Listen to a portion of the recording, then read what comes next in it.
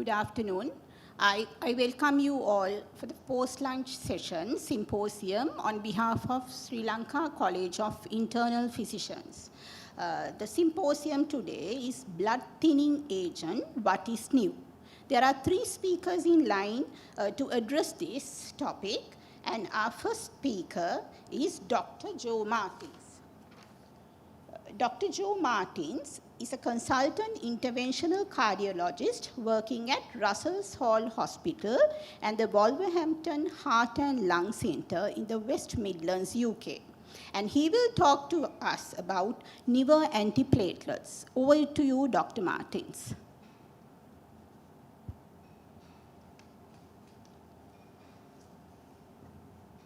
Thank you very much. If I could just share my screen, please.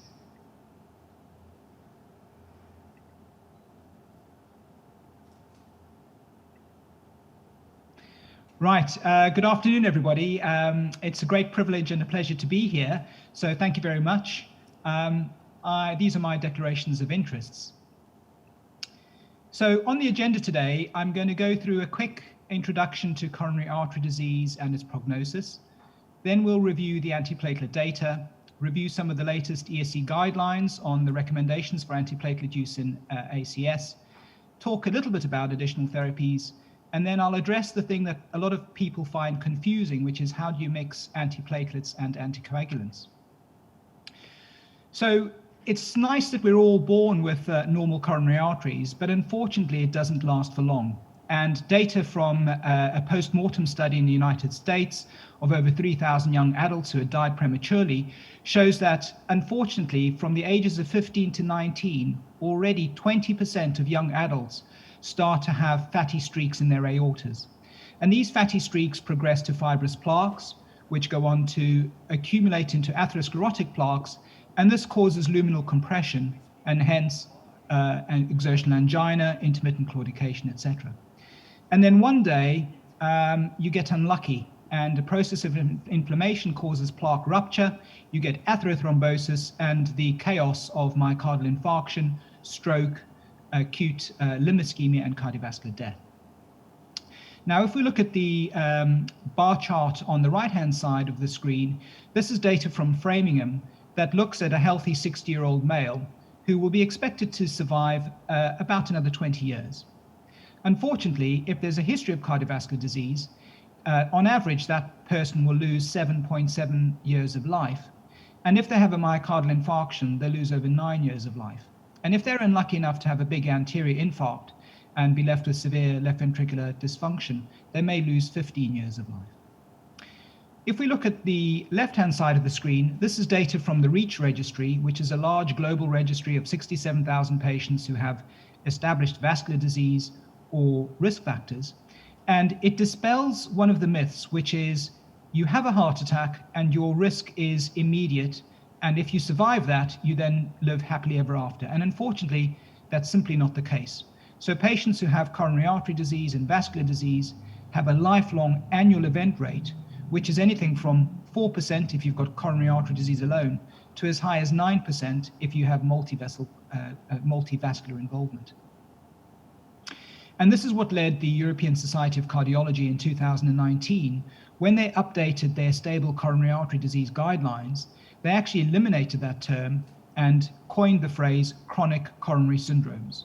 So we have our acute coronary syndromes, and once that settles down, they become chronic coronary syndromes. And it's much like the analogy of a volcano, whereby there's an initial eruption and then things go quiet, but unfortunately, there'll be future eruptions. So now let's look at some of the data. We go back to 1996 with the original ISAR study that looked at a small number of patients, just over 500, who'd had first-generation stents and compared effectively warfarin with dual antiplatelet therapy with our first P2Y12 inhibitor, ticlopidine. And what you can see here is that dual antiplatelet therapy was clearly superior to warfarin for these patients with first-generation stents. We move forward to 2001 to the CURE trial, which looked at patients who had a non-ST elevation ACS with ECG changes or positive cardiac biomarkers. And it's fair to say that a lot of these patients were managed medically. All patients received standard therapy, including aspirin. And then they were either randomized to a clopidogrel at a loading dose of 300 milligrams with 75 milligrams thereafter, or a placebo, and a large study of over 12,500 patients. And what you can see here is that dual antiplatelet therapy with aspirin and clopidogrel was clearly superior to aspirin alone, with an absolute risk reduction of 2.1% and numbers needed to treat of 48. There was an increase in bleeding, but nevertheless, this established dual antiplatelet therapy with clopidogrel as the standard of care for ACS patients. We now move forward to some of the newer agents. And I say newer, but in fact, they're not that new, because you'll see that this study, Triton TIMI 38, using prasugrel, was in fact published in 2007. Now, what's unique about this study is these were ACS patients who really were planned to have PCI. So this is not an all-comers ACS trial. The coronary anatomy had to be defined prior to their PGY12 antagonist administration, and in fact 99% of these patients went on to have PCI. So they were randomized to prasugrel at a loading dose of 60 milligrams, followed by 10 milligrams daily, or clopidogrel as before, and again a very large study of over 13,500 patients. And what the results showed was a clear superiority of prasugrel over clopidogrel. Again, an absolute risk reduction, a further absolute risk reduction of 2.2%, number needed to treat of 45. Of course, you won't be surprised that as you intensify antiplatelet therapy, you're going to increase bleeding. So there was an increase in major bleeding, and there was a small but statistically significant increase in fatal bleeding. If we now move forward to 2009, we have our next newer antiplatelet agent, and this is ticagrelor. Now, this study design was very different to Triton with prasugrel, because this was an all-comers ACS trial. And in fact, only 61% of patients proceeded to PCI. A small percentage, I think 3 or 4%, had bypass surgery, and the rest were managed medically. And they were randomized to ticagrelor with a loading dose of 180 milligrams, followed by 90 BD, or clopidogrel as before. And again, this is an even bigger study of over 18,500 patients. And we got sort of similar results to the Triton. We had about a 2% absolute risk reduction in non-fatal stroke, non-fatal MI stroke, and cardiovascular death. Now, I'm going to come back to this concept of residual risk and ongoing treatment, because this takes us to the Pegas TIMI 54 trial published in 2015, which was looking at patients who are now beyond their 1 year of myocardial infarction. In fact, the median time from their MI was 1.7 years. And they were randomized either to the standard of ticagrelor 90 milligrams BD, or a slightly lower dose of 60 milligrams BD, or placebo. They were followed for about 3 years, a very big study of over 21,000 patients. And what you can see on the curve there is, again, a superiority for chronic ticagrelor therapy, a much smaller benefit now, but it did come at a price, and that was the TIMI major bleeding was over double, and about 15% had to discontinue the ticagrelor because of dyspnea, something that we commonly see because of an effect on adenosine. And my final data slide is on the ISO-REACT 5 study, which I think brings us up to date. This now was an investigator-initiated study. It's an open-label trial which has some limitations. But what effectively this did was it compared the two drugs, prasugrel versus ticagrelor, and really it was testing the two strategies. So ACS patients who were undergoing invasive angiography, and just over 40% were ST elevation MIs, they were either given, if it was an ST elevation MI, then they were given both ticagrelor loading dose and prasugrel loading dose. But if they were a non-ST elevation MI, then they would have the ticagrelor loading dose as before, but prasugrel only if they were proceeding to PCI. And this was a smaller trial of over 4,000 patients. And much to everybody's surprise, what this showed was actually quite a large reduction in ischemic events with prasugrel over ticagrelor, which in fact was exactly the opposite of what the investigators had hypothesized. The primary hypothesis was that ticagrelor was going to be superior to prasugrel. So I just want to go through a little bit of the properties of some of these anti-ischemic agents, because I think it'll just tie things up nicely.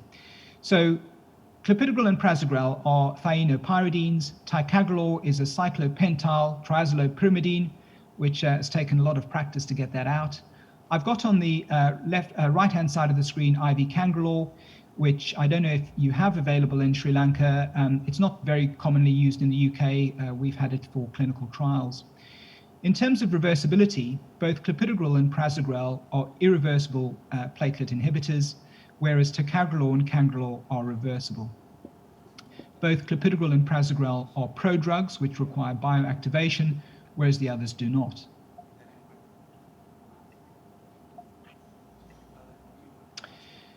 In terms of loading dose, I won't go into much detail, but only to say that you'll have noticed that the original trials used a loading dose of clopidogrel of 300 milligrams. The European Society of Cardiology moved some years ago now to recommending double that dose of 600 milligrams as the loading dose. If we look at the onset of action, clopidogrel takes 4 to 6 hours to start getting an antiplatelet effect, whereas prasugrel and ticagrelor have a much more rapid onset, beginning to work within half an hour, and IV Cangrelor is immediate within 2 minutes. In terms of the offset of action, clopidogrel and prasugrel last up to 10 days because they irreversibly inhibit platelets.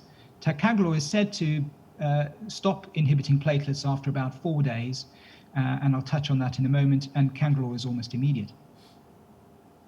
So if you do your angiogram and your patient's got a critical left main stem stenosis and now needs an urgent bypass operation, the problem starts to arise, because if they've had clopidogrel loading, then the surgeon will want to wait 5 days.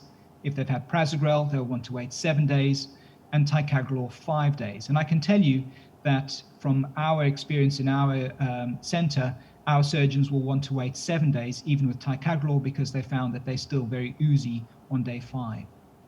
In terms of kidney failure, it's important to say that there is no dose adjustment with renal impairment, but also important to highlight that in terms of extreme renal impairment with dialysis and creatinine clearances of less than 15, there's in fact very limited data. So now let's look at the guidelines. The European Society of Cardiology, the ESC, updated their non-ST elevation ACS guidelines just now in September 2020 at this latest ESC. And one of the new recommendations, which took a few people by surprise, was this, that prasugrel should be considered in preference to ticagrelor in non-ST elevation ACS patients who proceed to PCI.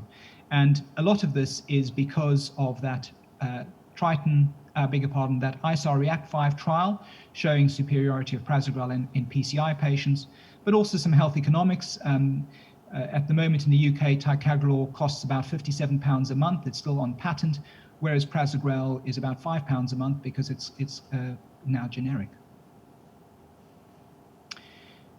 Another interesting recommendation was that if you are going to pursue an invasive strategy and the patient's going to go to the cath lab for an angiogram, then do not preload these patients with their second antiplatelet agent. Give them aspirin, give them a low molecular weight heparin or fondaparinux, but wait until they've had their angiogram before you load them, and let the interventional cardiologist decide on what they're going to do.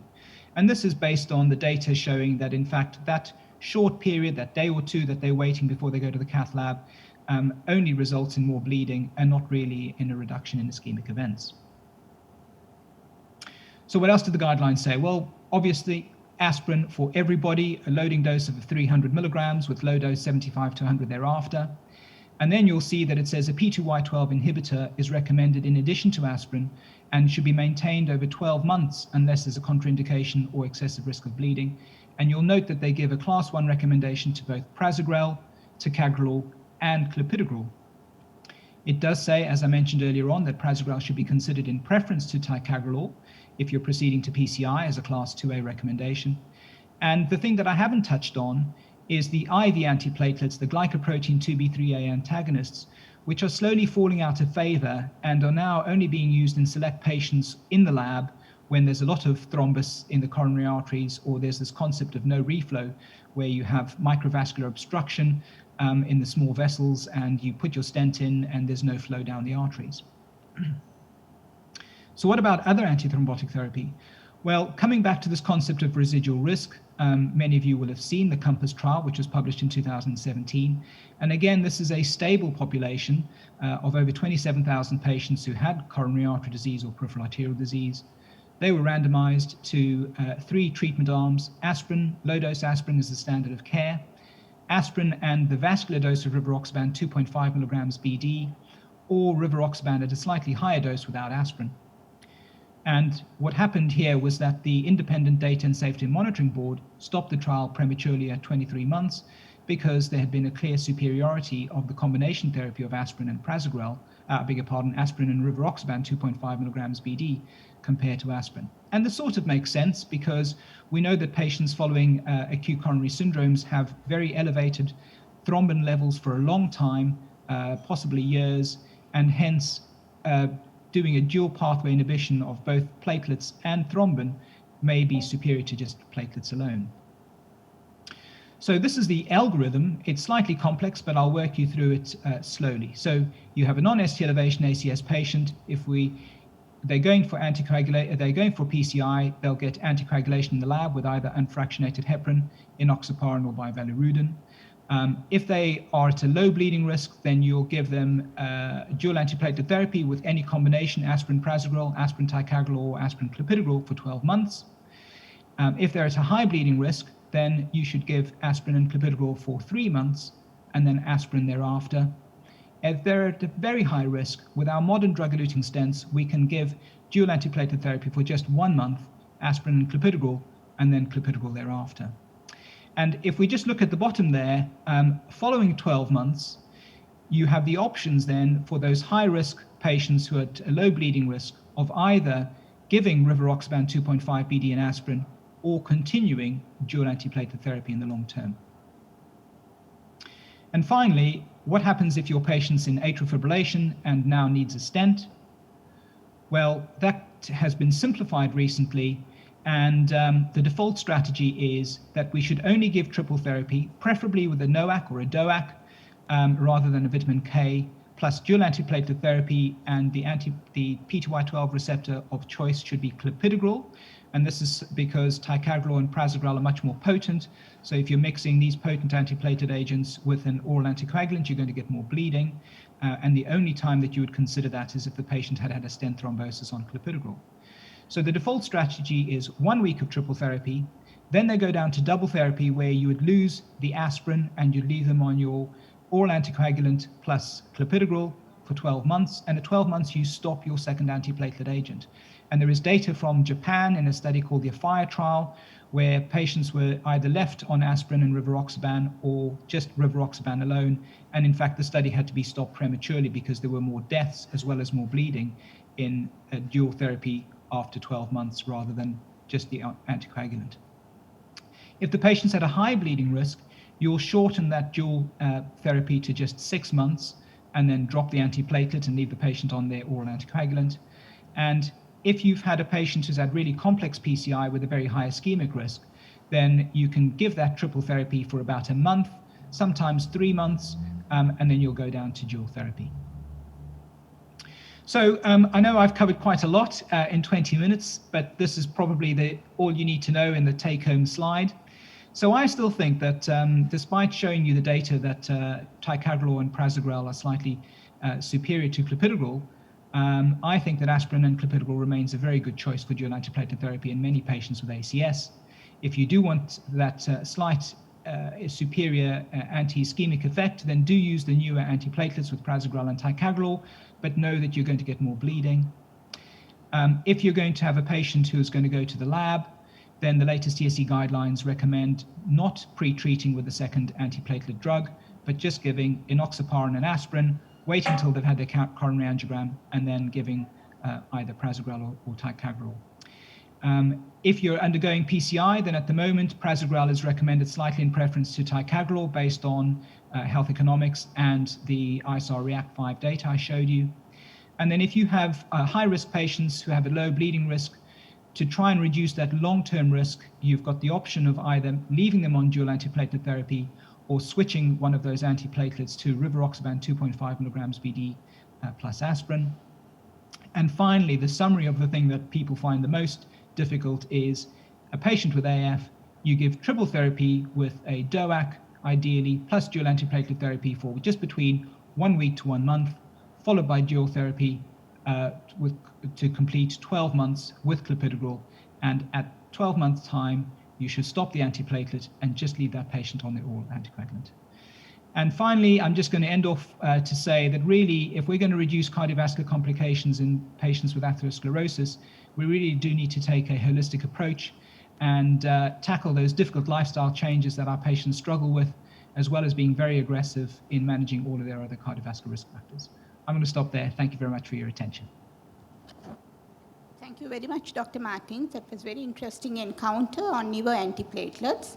If you have any questions, I'm sure Dr. Martins would be happy to answer. You can use the Q&A tab and send the questions to us.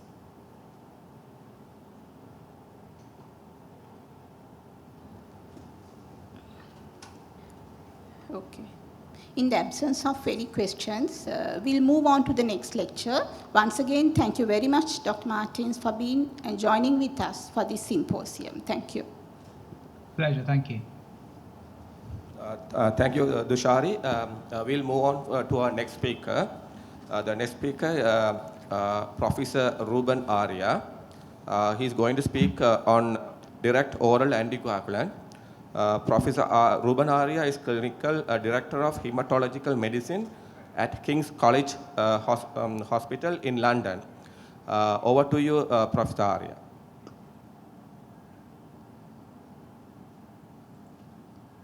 Thank you for the kind invitation from the Sri Lanka College of Internal Medicine. I'm delighted to speak to you today. I've got the very ambitious task, I think, of in the next 20 minutes updating you about direct oral anticoagulants. So I will give you a brief introduction to start off with, and then talk about the role of the direct oral anticoagulants, or the DOACs, for VT prevention, in VT treatment, and then look at areas, niche areas, like obese patients, as well as the use in antiphospholipid syndrome and in special situations. So we have seen in the past 3 decades a paradigm shift in the world of anticoagulation.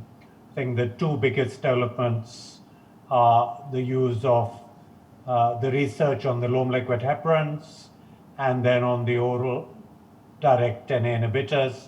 And due to the kind of lag between the research being translated into clinical practice, the impact followed in subsequent decades. So direct oral anticoagulants can target different clotting factors. The first to market was dabigatran, a direct thrombin inhibitor, which has never really made a big impact in the UK, partly due to it being first to the market and being eyed with suspicion, and partly due to the formulation and the very significant gastrointestinal side effects. So really now the direct factor Xa inhibitors, rivaroxaban, apixaban, and edoxaban are the main direct oral anticoagulants that dominate the DOAC market. Again, looking at the pros and cons of DOACs, I mean, clearly they're oral, they're effective, they're safe. The pharmacokinetics enables a fixed dose to be used without monitoring in the majority of patients, and there are much fewer dietary and drug interactions compared to warfarin. The cons, I suppose, are the short half-life. So if you miss 1 or 2 doses, then you're completely unprotected, which is why I think patient adherence is a big issue. We know that with drugs taken chronically, that there can be up to 50% non-adherence at a year. And in the instances when you do need to monitor it, monitoring the DOACs can be tricky. I'm sure Lalindra will talk later about antidotes for reversal, which again, there's quite a lot of controversy, and these are also very expensive drugs. And there's a limited experience of the use of the direct oral anticoagulants in special situations, and certainly it is, compared to warfarin, still quite a costly drug, though now with these drugs coming off patent and the availability of generics in South Asia, that is going to be less of a problem. Now, this is one of the historical slides looking at the introduction of the DOACs in the UK. All anticoagulants usually make an entry through prevention and orthopedic surgery, but really the widespread use both for stroke prevention as well as for the treatment of venous thromboembolism has really come into place in the past 8 years or so. And particularly rivaroxaban was the first to be widely used. And now these drugs, certainly in our healthcare system, are the frontline drugs, whether it's for stroke prevention in atrial fibrillation or for the treatment of venous thromboembolism.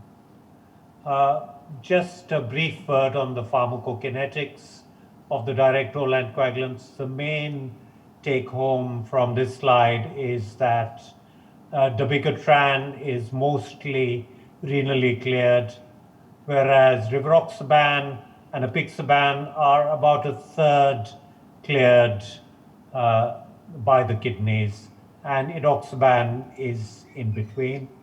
And lab monitoring is not routinely required, but if required, be aware that the anti-10A inhibitors usually affect the prothrombin time, and dabigatran mainly the thrombin time and the APTT, though it is very much dependent on the sensitivity of your reagents within the laboratories.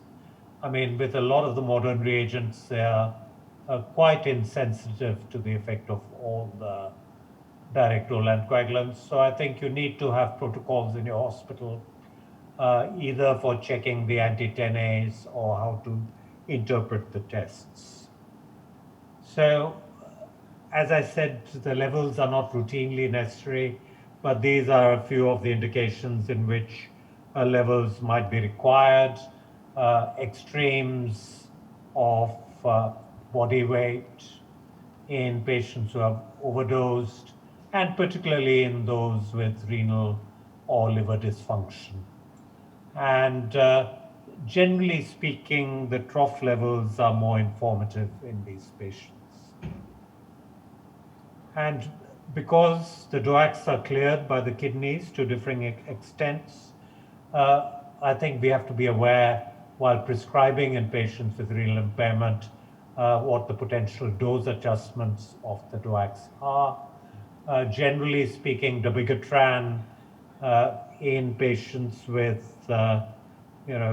significant renal impairment is probably best avoided. With rivaroxaban, usually you lower the dose between 30 to 50 mils per minute, and really with both rivaroxaban and edoxaban, generally we are quite happy using these drugs down to a creatinine clearance of 15 mils per minute. With apixaban, the dosing is a little more complex in that you have to fulfill 2 out of 3 criteria. So it's important to be aware of these dose reductions, and the DOACs are not recommended in CKD5 or in patients with renal replacement therapy, though there are trials ongoing. There's currently no good RCT data. The renal AF trial of apixaban versus warfarin was terminated prematurely due to recruitment problems. And generally speaking, our renal physicians are not minded to treat with anticoagulation, be it warfarin or the DOACs, in patients with severe renal failure and atrial fibrillation due to the risks. So now I'll talk basically about the role of DOACs in VT prevention. We know that low molecular weight heparin has over the past 2 decades become the mainstay of VT prevention, whether for medical or surgical patients. And quite early on, direct oral anticoagulants were licensed for orthopedic VT prevention, but have never really taken off. because of perceptions of increased bleeding in that population. Even in the UK, in orthopedic patients, we use predominantly low molecular heparin. But a couple of controversial areas are, medical patients and extended thromboprophylaxis. In recent years, there's been a big focus on extended prophylaxis after discharge in medical patients. Within these various trials, the trial populations have been progressively enriched for risk, either by use of risk scoring systems or by using D-dimers. And yet they have struggled to show a significant benefit. So the number needed to treat, I think, if you take these trials together, is about 176. The number needed to harm is 60. So as a consequence, extended thromboprophylaxis is not routinely used for medical patients. And indeed, the recent ASH guidelines recommend against the use of direct oral anticoagulants during hospitalization and against extending pharmacological prophylaxis after hospital discharge in medical patients. Another very lively area is DOACs for thromboprophylaxis in ambulatory patients with cancer.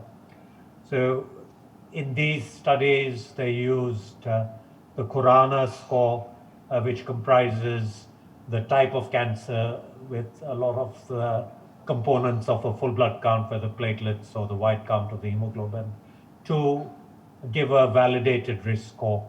And here were two studies, the VERT study using apixaban and the Cassini study using rivaroxaban.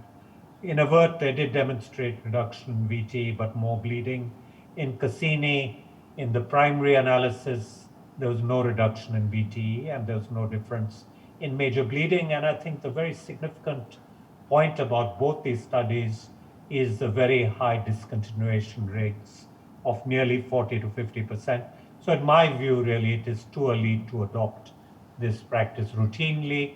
And indeed, in the recently published ASH guidance, routine pharmacological prophylaxis should not be offered to all our patients with cancer. But given that these guideline experts did comprise a lot of the trialists from AVERT and Cassini, there is a conditional recommendation that in the higher risk patients that you should consider the use of direct oral anticoagulants. But it's certainly not something we would do at the moment. So treatment of venous thromboembolism, again, now I think the role of DOACs are well established. And generally speaking, I think oral monotherapy, starting with a direct oral anticoagulant from the outset is preferable. And really, to my mind, if there's a very significant thrombus burden and a low bleeding risk, I will probably go with 3-week loading dose of rivaroxaban. But if I'm concerned, particularly in a fragile patient, about the bleeding risk, then I might go with the 1-week loading that apixaban offers. So again, a major area of interest has been the use of the direct oral anticoagulants to treat cancer-associated thrombosis. The CLOT study nearly 20 years ago established low molecular heparin as the gold standard for treatment of cancer-associated thrombosis, where they demonstrated a halving of the risk of recurrent venous thromboembolism compared to the standard of care, which was warfarin. And that was using dalteparin. Subsequently, the CAT study showed the same thing with tinzaparin. So there have been 3 studies published recently. The Hokusai study for edoxaban, SELECT-D for rivaroxaban, and Caravaggio for apixaban, all of which confirm non-inferiority of these direct oral anticoagulants to the standard of care, which is low molecular heparin. But there was an increase, for example, in Hokusai, of the rate of major bleeding, but this excess was confined to patients with gastrointestinal cancer. So consequently, the latest guidance do allow and suggest the use of the direct oral anticoagulants in patients with a low risk of bleeding. But if there's a high risk of bleeding, particularly in those with gastrointestinal abnormalities, low liquid heparin is preferred over the direct oral anticoagulant. And just this month, we have seen the publication of the ASH guidelines that do suggest for the treatment of cancer-associated thrombosis that DOACs are preferred over low liquid heparin, and that they should be used carefully for patients with gastrointestinal cancers, and consider the potential drug-drug interactions, the bleeding risk, and the patient preference. And clearly, all over the world, I think the cost consideration is a very significant one. In our practice at King's, we still use low liquid heparin acutely to treat cancer-associated thrombosis. And once it becomes clear what sort of cancer it is, what the intended treatment is, then we might switch from low liquid heparin to a direct oral anticoagulant at a later stage. Another area of considerable interest, particularly to my research group, is prescribing the direct oral anticoagulants in obesity. I don't know how much of a problem obesity is in Sri Lanka, but certainly in the West, nearly a third of our adult population would be considered obese, and even 1 in 5 of our children are considered obese, and it is a big, big problem. And in obesity, the International Society of Thrombosis Hemostasis recommend you can use standard dosing of the direct oral anticoagulants up to a BMI of 40 and a weight of 120 kilograms, because these were the patients in the large randomized controlled trials. And above these levels, they suggest if you do use it, that you check the drug-specific peak and trough levels. So I think the concerns around the limited efficacy and safety data, as well as the potential, I suppose, for inadequate exposure of the DOACs in these high body weight patients. So at King's, we've done a registry study called the FIRST registry with some multi-center national study in 1,300 patients with patients weighing up to 234 kilos. And what we did demonstrate is that when you looked at drug levels and clearance against body weight, that there was no significant correlation, nor was there a correlation with body mass index. The only significant correlation was with the renal function and the creatinine clearance. So if renal function is adequate, then rivaroxaban can be prescribed at the extremes of body weight. And we generally recommend proper use of creatinine clearance using the Cockcroft-Gault equation. So my view is now I'm very comfortable with the use of fixed dose rivaroxaban, standard dose rivaroxaban, up to a body weight of 150, 160 kilos without monitoring anti-10A levels. And we have also published a clinical paper in about over 100 patients from the FIRST registry, showing that the outcomes in these patients were perfectly satisfactory. So just in the last 5 minutes, I want to look at certain niche areas of prescribing of the DOACs. Antiphospholipid syndrome, clearly, I think it's as prothrombotic as you can get. And once DOACs were available, there was widespread use in patients with antiphospholipid syndrome. But I think people swiftly became aware that there was a very significant morbidity in these patients. And there have been various papers looking at fairly small numbers in which they showed that if you compare patients on DOACs, that there was a significantly increased risk of recurrent thrombosis compared to vitamin K antagonists. And so there are still 1 or 2 studies In the UK, we are waiting to start a study called RISE-APS of the use of DOACs at a larger dose in arterial APS. So the current guidance is in patients with arterial thrombosis, do not use direct oral anticoagulants, continue with warfarin.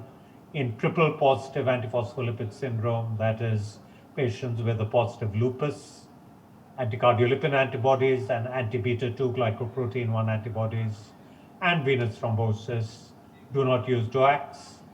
In non-triple positive patients, there's insufficient evidence to make strong recommendations. Some clinicians, particularly if patients don't want to be on warfarin, still do use DOACs in this population, but in my personal practice, my preference in antiphospholipid syndrome is for warfarin. It is the safer and more effective drug. Lastly, there are indications such as splanchnic vein thrombosis, whether it's portal or mesenteric vein or Budd-Chiari. The VALDIG registry in Europe, of which I'm part, we published a paper nearly 5 years ago in about 100 patients with splanchnic vein thrombosis, in which we demonstrated the safety of the direct oral anticoagulants. Now, this is a study in about 300 patients published last year. This was a retrospective study in which they showed that DOACs and enoxaparin, low molecular heparin, were preferable to the use of warfarin in this population.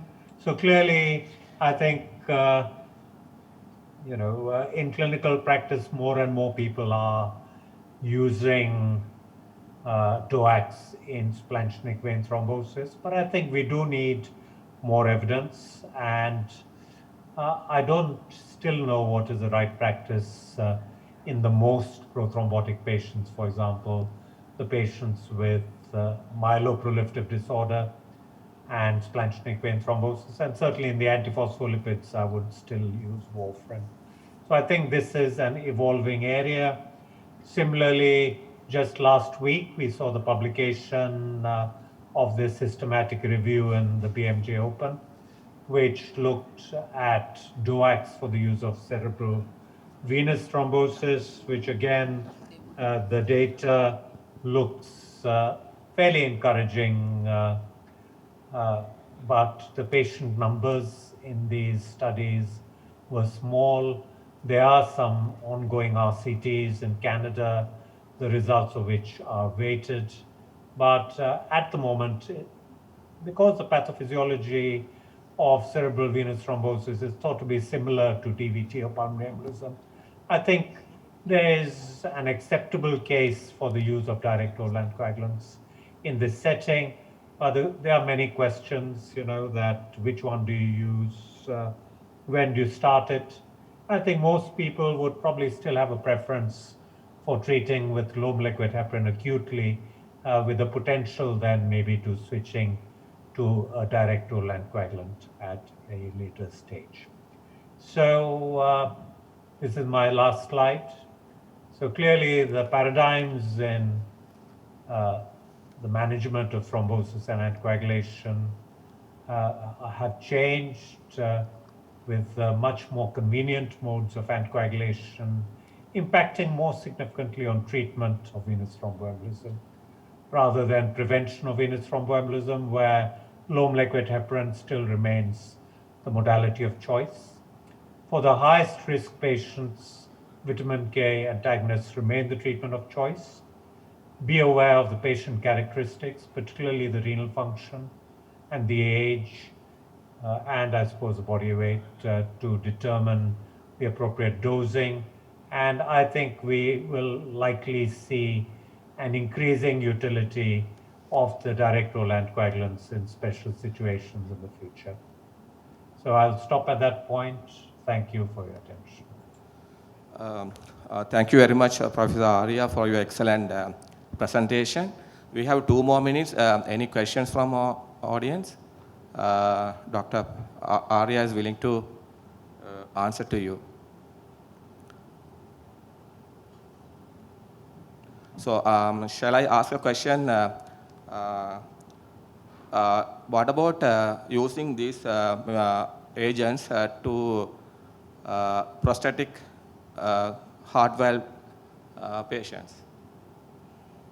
Yeah, all the studies so far in prosthetic valves, there are not many, and the patient numbers are small, are quite worrying actually, and show increased thrombosis rates in patients with prosthetic valves. And I think because in those high stress situations with these artificial surfaces, we are utilizing a different part of the clotting pathway.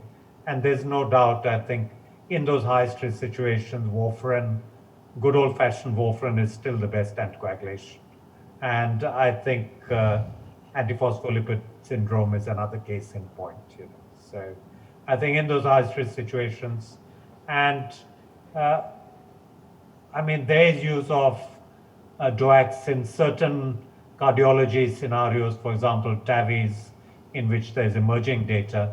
But I think for prosthetic, kind of the mechanical heart valves, I think warfarin is still the anticoagulant for choice because there were increased thrombosis rates in the very limited studies that we have available to us using DOACs. Thank you very much. I think we can move on to the third speaker. The next topic would be managing a bleed while on anticoagulation. The speaker would be Dr. Lalindra Gunaratna. Dr. Gunaratna, MD Hematology, FRC Path UK, FCCP, is a senior lecturer and honorary consultant hematologist at the Faculty of Medicine, University of Colombo, Sri Lanka. Over to you, Dr. Gunaratna.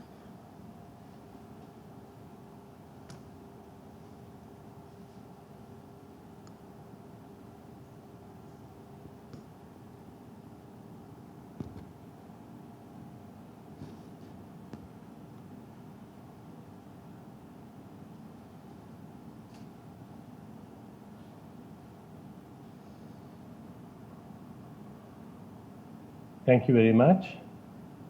Can you hear me, Tushar? Yes, we can hear you, Dr. Gunaratna. Right. So thank you very much to the College of Internal Medicine for inviting me to come and give this talk. I have a very difficult task because I've come into bed at number 3, having to follow to the opening pair of internationally renowned speakers, Dr. Martins and Professor Arya, but let me see if I can make something out of it. Anyway, my topic is managing a bleed while on anticoagulation, and as an introduction, we know that there are millions of patients who are around the world on oral anticoagulants. And we know that the main indications for this are either atrial fibrillation or prevention and treatment of venous thromboembolism. Bleeding is the most dominant adverse effect of these anticoagulants, and the most frequent of the major bleeds are involving the gastrointestinal tract. But the worst prognosis, as we all are aware, is when a patient would have an intracranial hemorrhage. If you look at the median rate of major bleeds in patients who are using warfarin, it's about 2.1 per 100 patients, 100 patient years. And DOACs have a somewhat lower risk of bleeds compared to VKAs, except that the data shows that there were more GI bleeds in the DOACs compared to VKAs, but this was mainly due to dabigatran and rivaroxaban compared to the VKAs. If you look at the major bleeding case fatality rates of DOACs, is about 7.5% in comparison to warfarin, which is about 11%. So, if you look at the anticoagulants which are available to us today, the oral anticoagulants like warfarin and the DOACs, which Dr. Arya has very nicely illustrated to us all, are the direct thrombin inhibitors, dabigatran, and the direct anti-10A inhibitors, the rivaroxaban, apixaban, edoxaban, and the betrixaban. In Sri Lanka, we have been using mainly rivaroxaban and apixaban over the past couple of years or so, with dabigatran being used, I think, in a few cases. However, this has been mainly only in the private sector. But since of late, maybe in the last 2 or 3 months, rivaroxaban has been included in our national formulary, and we at National Hospital of Sri Lanka can use rivaroxaban on our patients there now. Then the parenteral anticoagulants, heparin, unfractionated and the low molecular weight, and then fondaparinux. All of these are available to us, as you know, here in Sri Lanka. So edoxaban and betrixaban are the only two which I think we have not seen in our country.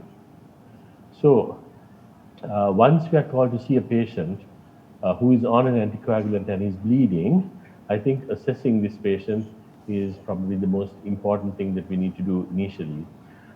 We would assess them as per the severity of the bleed, the site of the bleed, if it's a critical site or not, hemodynamic stability of the patient, and to see whether the patient is having an overt bleed, although we will talk about it in a previous in another slide as well. Also, looking at the comorbidities of this patient, the cardiovascular disease, whether the patient is thrombocytopenic, whether there's liver disease, uremia.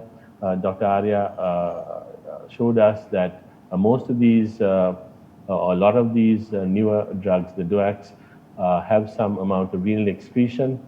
Then the other drugs that the patient is on, the antiplatelets, all these need to be considered during initial assessment of the patient who's bleeding. The severity of the bleed, it can be sort of identified if one of the following factors are there that we would call it a major bleed. So if there's bleeding at a critical site, or if there is hemodynamic instability or a clinically overt bleed, then we would refer to it as a major bleed, and if not, a non-major bleed.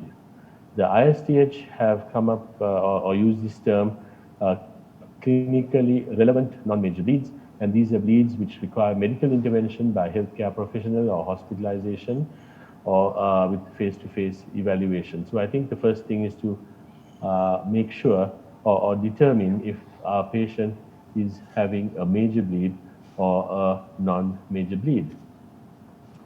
Then the second is to identify the site of bleed, and these are some of the sites which have been thought to be critical, in that you can see that an ICH, which potentially may cause death or permanent neurological deficit, just like a CNS hemorrhage, again death or permanent disability, a cardiac tamponade, which can cause death or cardiogenic shock, bleeding into the airways, again, or bleed into the abdomen, retroperitoneal hemorrhage, any of these things which may consequently cause death or severe irreversible damage would be considered as bleeding into a critical site. Intra-articular irreversible damage, which may be caused due to a bleed into a joint, or intramuscular bleed, which can cause paralysis or loss of limb, will also be considered as a critical site bleed. Hemodynamic instability would be if a patient has tachycardia, a low systolic blood pressure, or a decrease in the systolic blood pressure from the baseline over 40 millimeters. If there is a drop or change in the orthostatic blood pressure, either systolic or diastolic, or if the mean arterial pressures, which are considered superior than the SBP or the diastolic blood pressure, if there is a significant drop to less than 65 millimeters mercury. And of course, all of us use a surrogate marker of a decreased urine output to see if the patient is hemodynamically stable.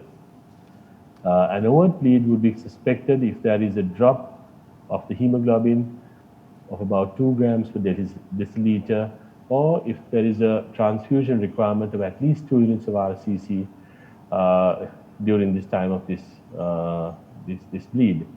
So considering these 4 factors, the American cardiologists have put together an algorithm, and I'll take you to this one by one. So these are the 3 factors which we mentioned previously. If any of these factors are there present, then you could consider that the patient has had a major bleed, and then you have to see if the bleed is in a critical site or if there's a threat to life. If the answer is yes, then we need to stop the oral anticoagulation and initiate appropriate measures to control bleeding. Even if it's no, we still need to stop the anticoagulation and initiate appropriate measures to control bleeding. If the bleed is considered non-major and does not or does require hospitalization, then again we need to stop the oral anticoagulation and initiate appropriate measures. However, if the patient does not need hospitalization, we may continue the oral anticoagulation at that point. Then, if it is yes here, if the bleed is severe enough or at a critical site, maybe life-threatening, then we need to administer the reversal agents to stabilize or control bleeding and stabilize the patient. And once the patient is stable, the next thing is we need to decide if we are going to restart anticoagulation at some point. And if the answer is yes, then we have the difficult decision to make as to when we have to start or restart anticoagulation. So here is where we would follow a major bleed, and if, as we said, the major bleed is critical or life-threatening, then we are supposed to stop oral anticoagulation, and if the patient is on an antiplatelet agent, stop that as well, and make sure that we can reverse this, the anticoagulant, if it is a VKA, vitamin K, and 4-factor PCC or FFP. Make sure that there's enough supportive care for the patient and use local therapies as well. If the bleed is not at a critical site or life-threatening, we have to stop the oral anticoagulation, but we may consider continuing with antiplatelet agents if the requirement is such. If the bleed is considered non-major, although we stop the oral anticoagulation in this instance, we need to make sure that we will provide local therapy and supportive therapy to this group of patients, in addition to deciding if antiplatelet agents could be stopped or not. Dr. Arya alluded to the assays for the DOACs, and this is one of the instances when it would be useful for us to be able to assay the level of anticoagulant in the patient. That is when the patient is bleeding, or we suspect that maybe the patient has had an overdose or situations like that. And as he described very clearly, these tests are not freely available to us in Sri Lanka. I must say that we don't have any of these tests available to us. We are unable to test any of these serum levels of the DOACs. Even the anti-10A levels are available only in a couple of hospitals around the country. So this too is quite difficult. So in our context, what would be sort of would give us some guidance would be a standard coagulation test.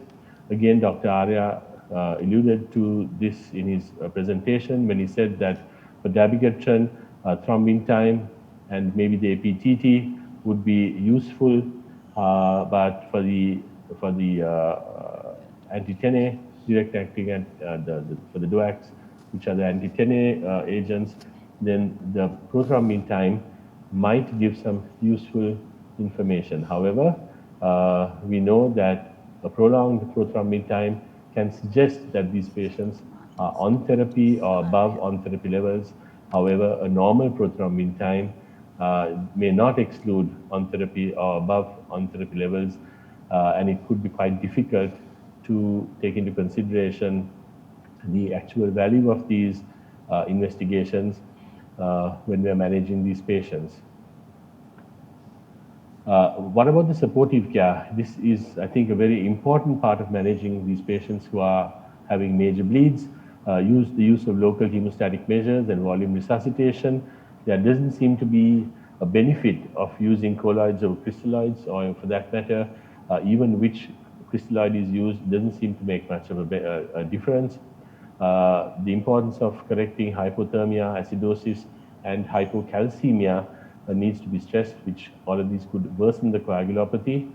There's also randomized trial data suggesting that a sort of a restrictive, more than a liberal transfusion strategy seems to improve survival and reduces the risk of recurrent bleeding, especially in those with severe acute upper GI bleeding. So in a symptomatic patient with active bleeding, a target of about 7 grams per deciliter would be when we would want to give them red cell concentrates. If the patient has an underlying coronary artery disease, of course, we might transfuse them to keep the hemoglobin above 8 grams per deciliter. Platelets above 50 and a fibrinogen of about 100 milligrams per deciliter would also be good targets to maintain in a patient who's bleeding as such. If more than 3 units of red cells are required within an hour, it will be useful to activate the massive transfusion protocol. And today, I think in a lot of centers, we are using a TEG or ROTAM-based approach to manage these patients with a massive transfusion. What about the use of platelet transfusions for patients with antiplatelet agents? I'm sure Dr. Martin might be able to tell us more, give us more information on this, but there's limited evidence for routine administration of platelets in the setting of antiplatelet agent use, either aspirin or the P2Y12 inhibitors. We get, patients coming with intracranial hemorrhages, with acute ICHs, who have been on either 1 or 2 antiplatelets, and then the question about whether we should give them platelets or not becomes a debatable topic.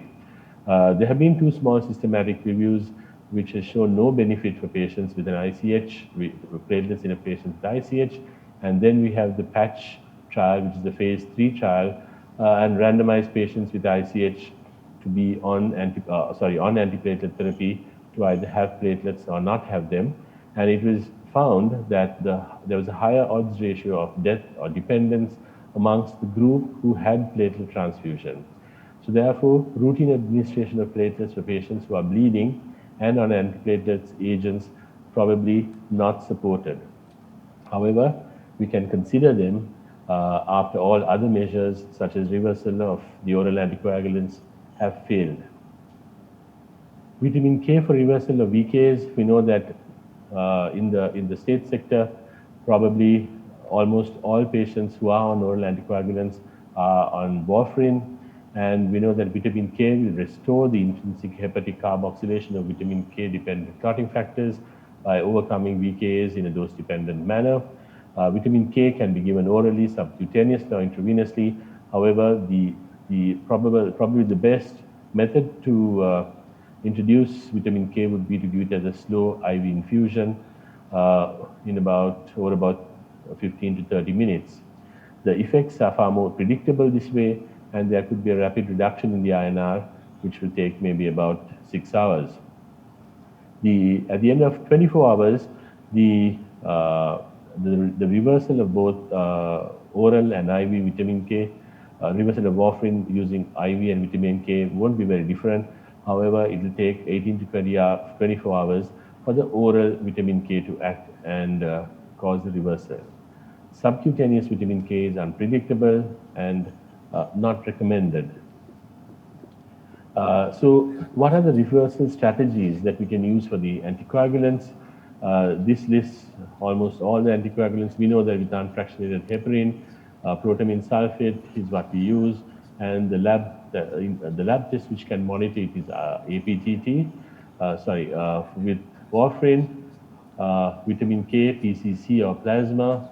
Lab investigation which can be monitored is INR, low molecular weight heparin, factor 10A assay, and protamine sulfate can cause partial reversal, and it can be used in patients early on after administering the dose of low molecular weight heparin. But if there's a life-threatening hemorrhage, then we would have to consider recombinant factor 7A. Fondaparinux, again, anti-10A assay. Again, there is no real reversal agent for fondaparinux, and it would have to be recombinant factor 7A. Dabigatran, the reversal agent which is available in the West is idarucizumab, and of course we don't have it available here. It's extremely expensive. What we would have to use is activated PCC, remembering of course that because of its renal excretion, in extreme cases we could even use dialysis to get rid of it. Apixaban and the other three agents all can be reversed by androstenedione alpha or 4-factor PCC. So if the patient that we're referring to is bleeding due to warfarin, then we could give them 4-factor PCC, which, as you know, is available in our setup as Octoplex. 4-factor PCC, as opposed to 3-factor PCC, contains 2, 7, 9, and 10, and the 3-factor PCC has only very, very small doses of factor 7. So therefore, depending on the INR, we would institute these doses of 4-factor PCC. However, if it's not available, then we would have to opt for the plasma or FFP at 10 to 15 ml per kg.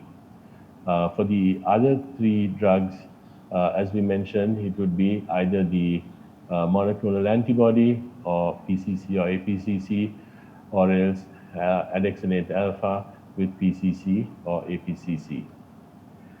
Just to compare 4-factor PCC with androstenedione alpha, you can see that reversal of the anticoagulant effect with 4-factor PCC is about in the range of about 70%, and with androstenedione alpha it could be maybe about 85%. So it is not 100% with androstenedione alpha as well.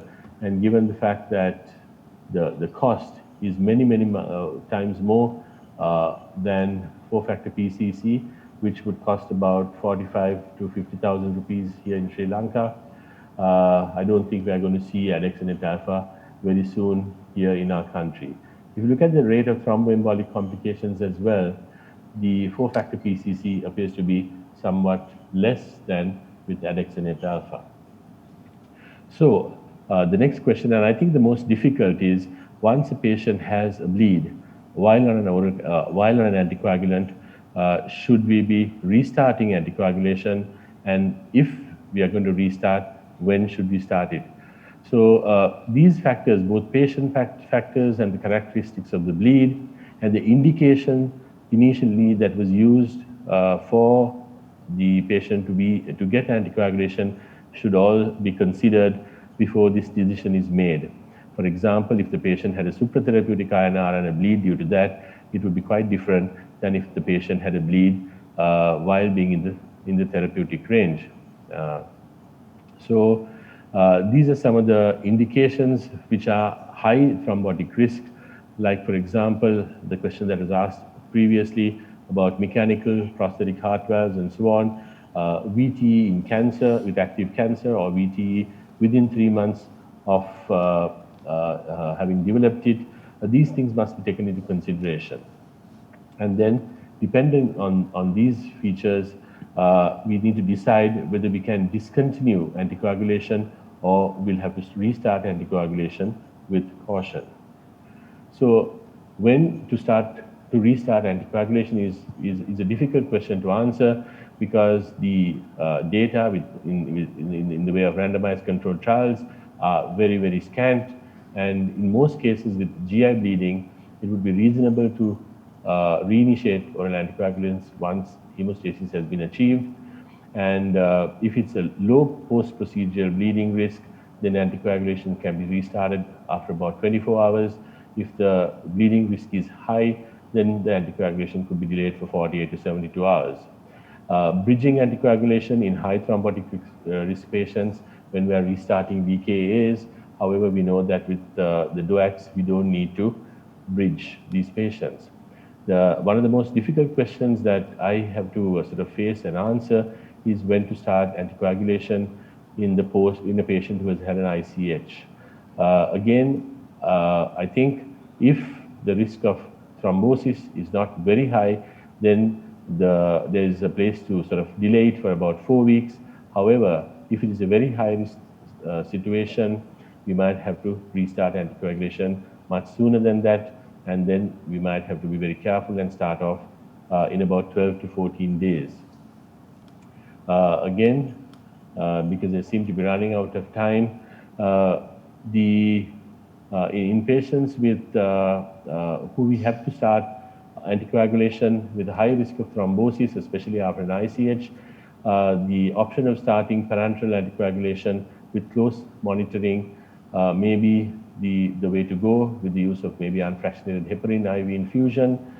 Sometimes I would start temporarily just prophylactic doses of unfractionated heparin initially, and then together, of course, with non-pharmacological therapies, and then proceed to using full dose anticoagulation if everything goes well.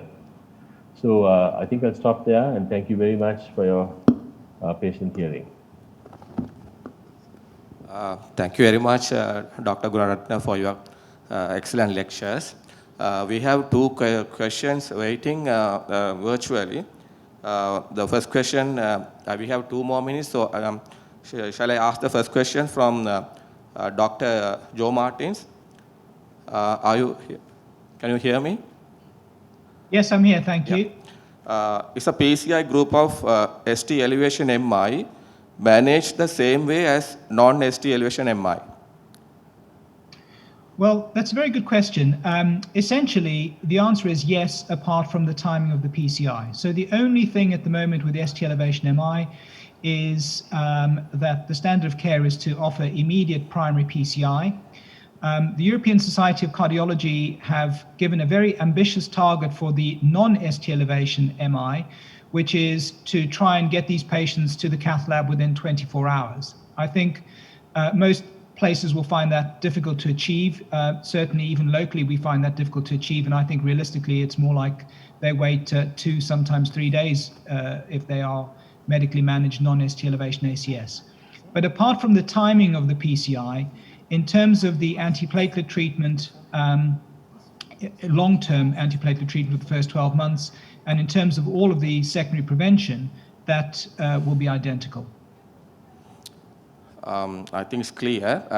Thank you very much. There's another question for Professor Ruben Arya, I think. What are the concerns in pregnancy and direct oral anticoagulant? Professor Arya?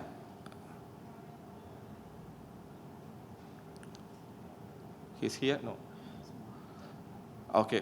So we'll move to another. I'm not sure he's online. I'm not sure. The only thing I would say, and maybe Dr. Gunaratna, do you want to tackle this? I was going to say the only thing in my understanding is there is no data. So hence at the moment there's simply not, it's not licensed use. Yes, I agree with you, Dr. Martins, that there's no real data supporting the use of DOACs in pregnancy as yet. Shall I move on? Another question, I think it's to Dr. Gunaratna. What are the direct oral anticoagulant agents which is available in Sri Lanka? Right. So as I mentioned earlier, rivaroxaban and apixaban we've been using maybe for the last 2 or 3 years. However, it's available only in the private sector. I mean, it's freely available in the private sector. The cost of using them would be roughly about maybe 600 to 700 rupees a day. That's for the maintenance dose, which is actually, very much more expensive than warfarin. But if you consider it with, compare it with maybe the low molecular weight heparins, it's not that expensive. However, the rivaroxaban has come into the national formulary. We were at a national formulary meeting maybe about a week or two ago, and it's in the formulary now, so I think it will be available for the state sector patients as well. Thank you very much. I think we have some more questions, but the time is up. I would like to thank to our all three speakers on behalf of Sri Lankan College of Internal Medicine for your valuable time with us. Thank you very much. We'll conclude our symposium. Thank you. Thank you very much. Thank you.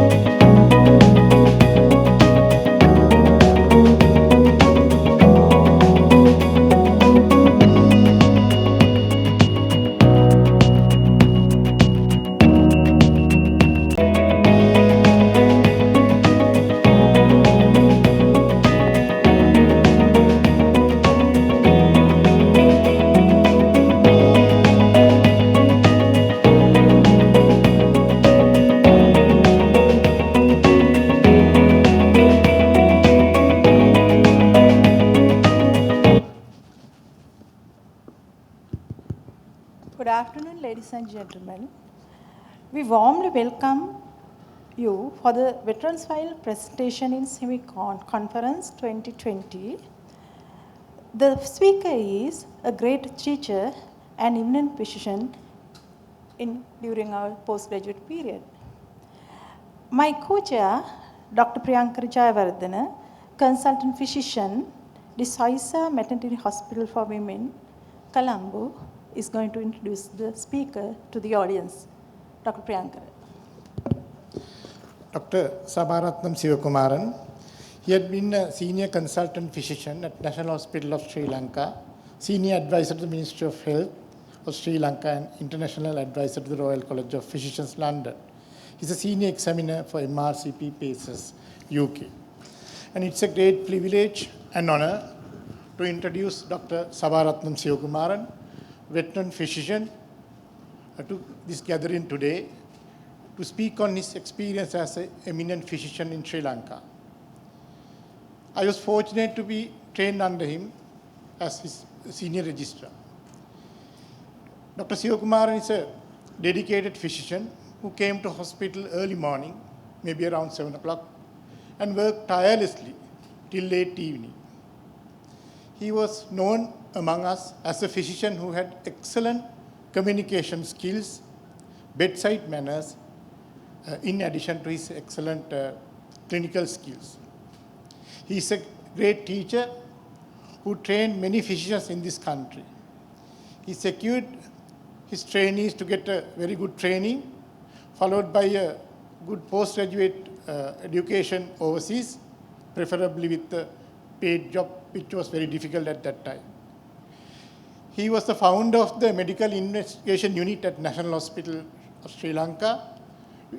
He equipped it with all the modern equipments like echo machines, ultrasounds, endoscopy, bronchoscopy, all the instruments, and the doctors were able to get the hands-on experience, and the benefit went to the patients eventually. He is a noble human being who helped his colleagues and others in numerous ways, including financially when people are in trouble. It's rare to see physicians of his caliber nowadays, and he's an example to all of us. In my opinion, he's one of the most suitable physicians to deliver this speech. With great respect, I would like to invite Dr. Sivakumaran, veteran physician, to share his experience with us. Over to you, sir.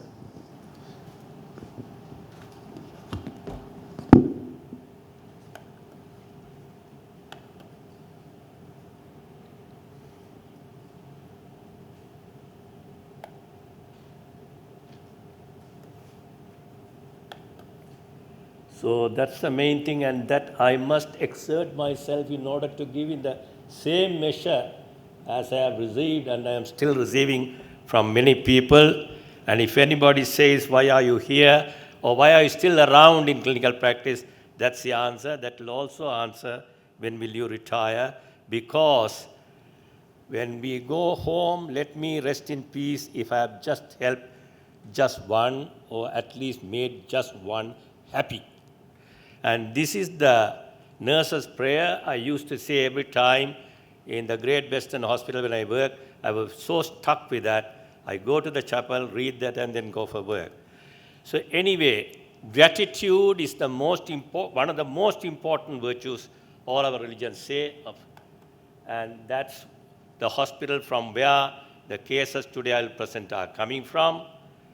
And that's a great man who established this hospital, where we are fortunate in a day or two, most of the complicated cases, we can initiate treatment, not because of us, because the facility is available and the cooperation extended by the colleagues. So that's the first case, is a 54-year-old businessman from Biagama, presented with episodes of fever of 1 week associated with chills lasting several hours, in the afternoon subsiding with sweating, the history itself suggesting some sort of pus collection associated with heaviness and some constitutional symptoms. It was preceded by productive cough with whitish sputum for 2 weeks. So there was a whitish sputum for 2 weeks, followed by drenching sweats, indicating whether it's a lung abscess. System review nil. In the past medical history, 2 years ago, he had suppurative cervical lymphadenitis on the right side. Abscess was drained, but the patient was in the hospital for about a month, which is very unlikely in a simple cervical suppurative adenitis after incision.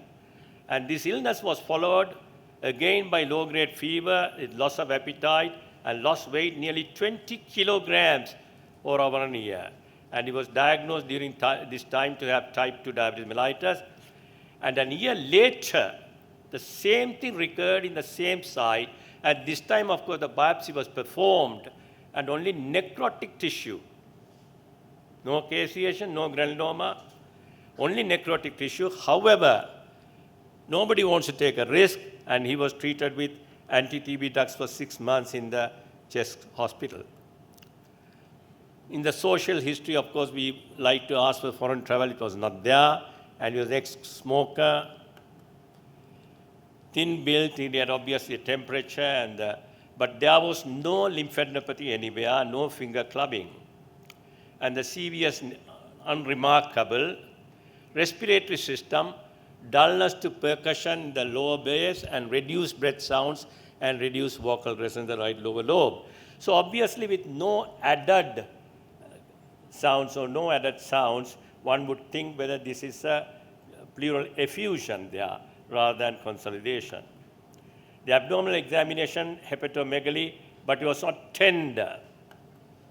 So in summary, we have a patient who had fever of 1 week preceded by 2 weeks of cough, and cervical abscesses in the same region 2 years ago, and again with the signs of a right basal consolidation.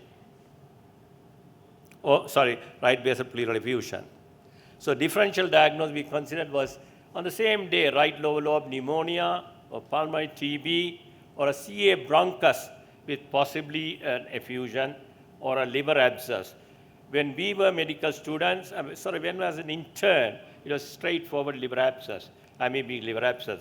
I have seen hundreds of them, but I haven't seen any one of them for the last several years. And the full blood count 11.6, and we have to be alert. MCV 76. We see quite a few of them, MCV 76, and that's the earliest time to catch an iron deficiency anemia. In this patient, one would choose to do iron studies rather than ferritin because the patient has fever, so ferritin may be elevated. White count not significant, platelets 148. One would have thought if it's an autoimmune disease, something like 300, 400 would suggest autoimmune. Platelets 148, may indicate some sort of a viral illness, but this is not virus. So it's not significant. CRP, of course, confirms that there is an infection. Won't say confirm, there's an inflammatory reaction. CRP, of course, goes up in autoimmune disease also. And we tend to now don't do ESR when CRP is done. Recently, even recent months, we have demonstrated clearly that ESR still has a value. There are cases where ESR is high as 100 and CRP remains at 10 or 20. Classical example, as you all know, is systemic lupus erythematosus, where the ESR is high and the CRP can be low range normal. If it is elevated, one always says think of infection in SLE. So here both are elevated and electrolytes creatinine is fine, and here we have the chest X-ray. And it was done the same day, and we have the additional information. There is striking feature is the elevation of the right dome of the liver. Right dome of the diaphragm, which we would have originally thought in earlier it was a straightforward liver abscess. Liver is enlarged but not tender, so it's unlikely. Right lower lobe, left mid-zone consolidation with high precision of the right dome was the report on that. So obviously the very next thing to be in the ultrasound, and we are fortunate enough, the whole thing is being done on the same day, and it says 2 hypoechoic lesions in the spleen, most probably splenic abscess, and small subhepatic collection, which is a subphrenic abscess. So that's probably the cause of the elevation of the right dome of the diaphragm. So the same day people are discussing, then I also overheard, I said, splenic abscess we have never heard of. How can you have splenic abscess?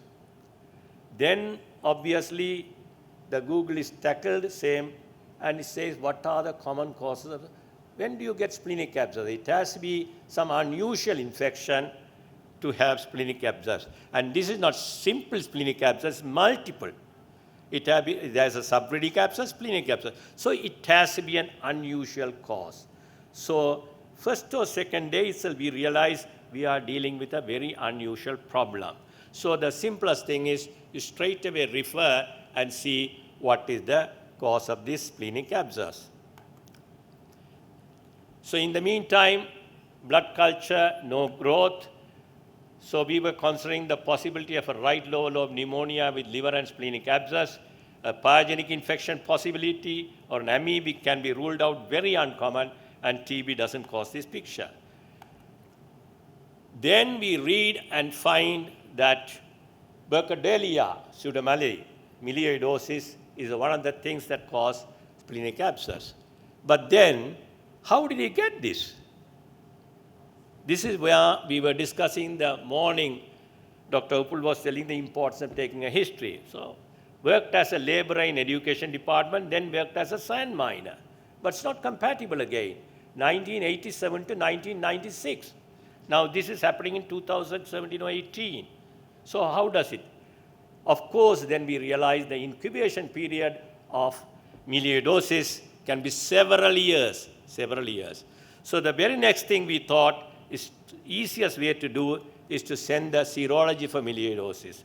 And that's where again the colleagues cooperation comes. We straight away ring up personally and tell our professor of bacteriology who contacted Professor, I think, Professor Correa in the Faculty of Medicine, Colombo. Immediately the serology was being done. In the same time, CT scan was done, and you can see there the lymphadenopathy with consolidation and the subphrenic abscess and the splenic abscess. These were drained. In the meantime, believe it or not, in 48 hours, antibody titers have come, 10,240, very high titers. The important thing in investigation we must realize is we must be always aware of sensitivity and specificity. How sensitive it is and how specific it is.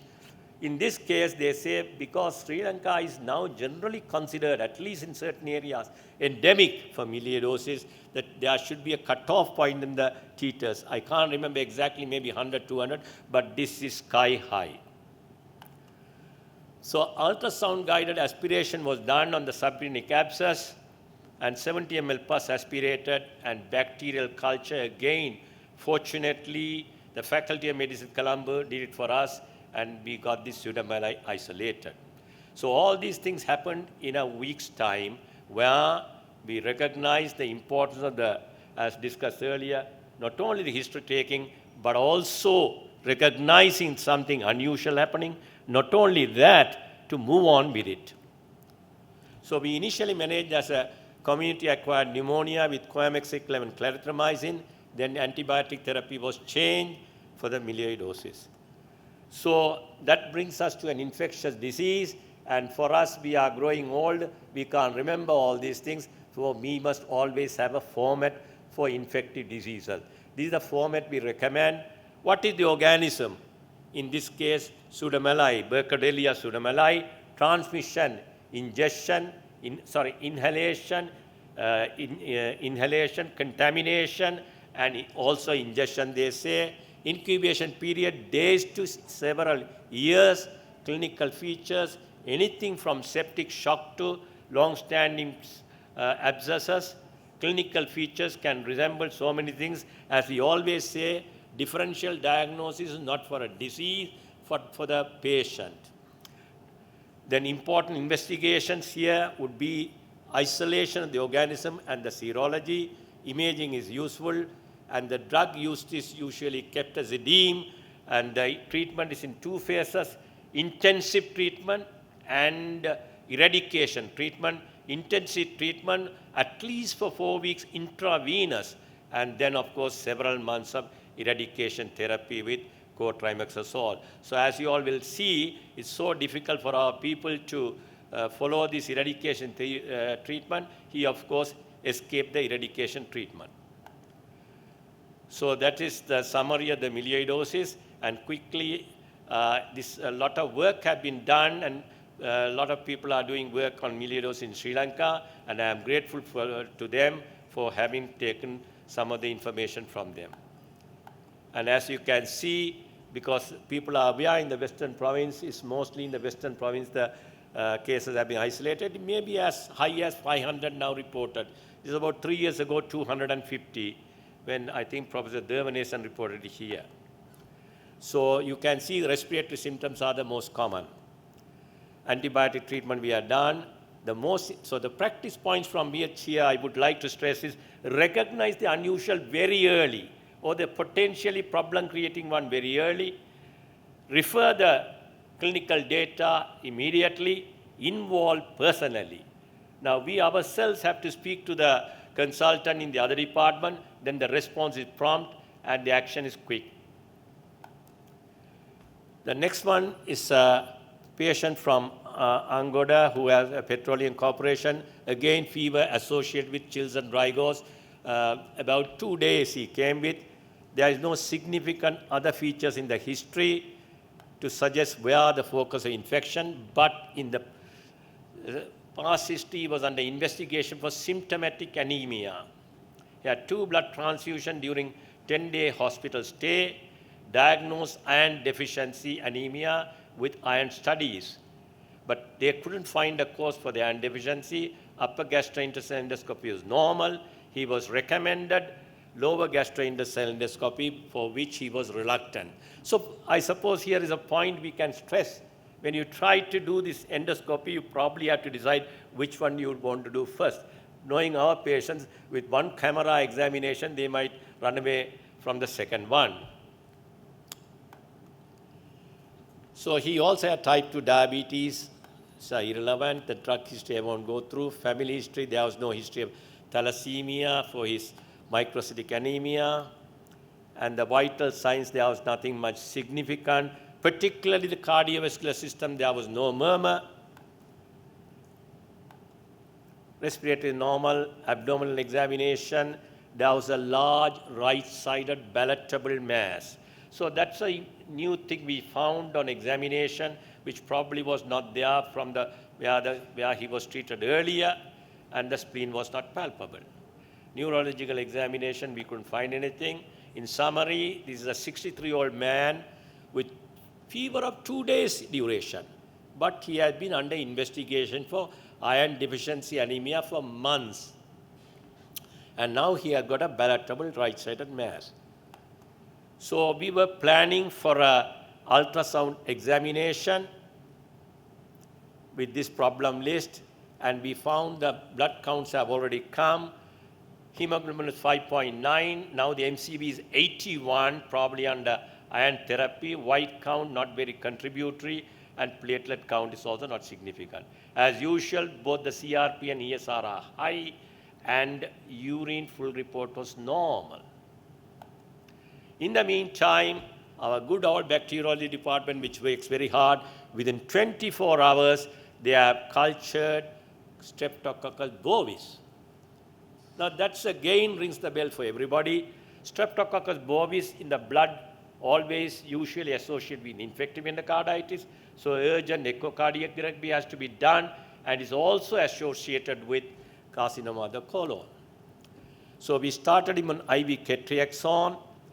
In the meantime, he developed a left-sided weakness, which disappeared in few hours. So it was a transient ischemic attack, and the CT brain was normal. So there was no, at that time, too early probably for an infarct to be detected. But anyway, it was done as a TIA, and the echo was done, which we have all the facilities immediately. So we have the vegetation seen, a large vegetation, which probably set out the septic emboli causing the transient ischemic attack.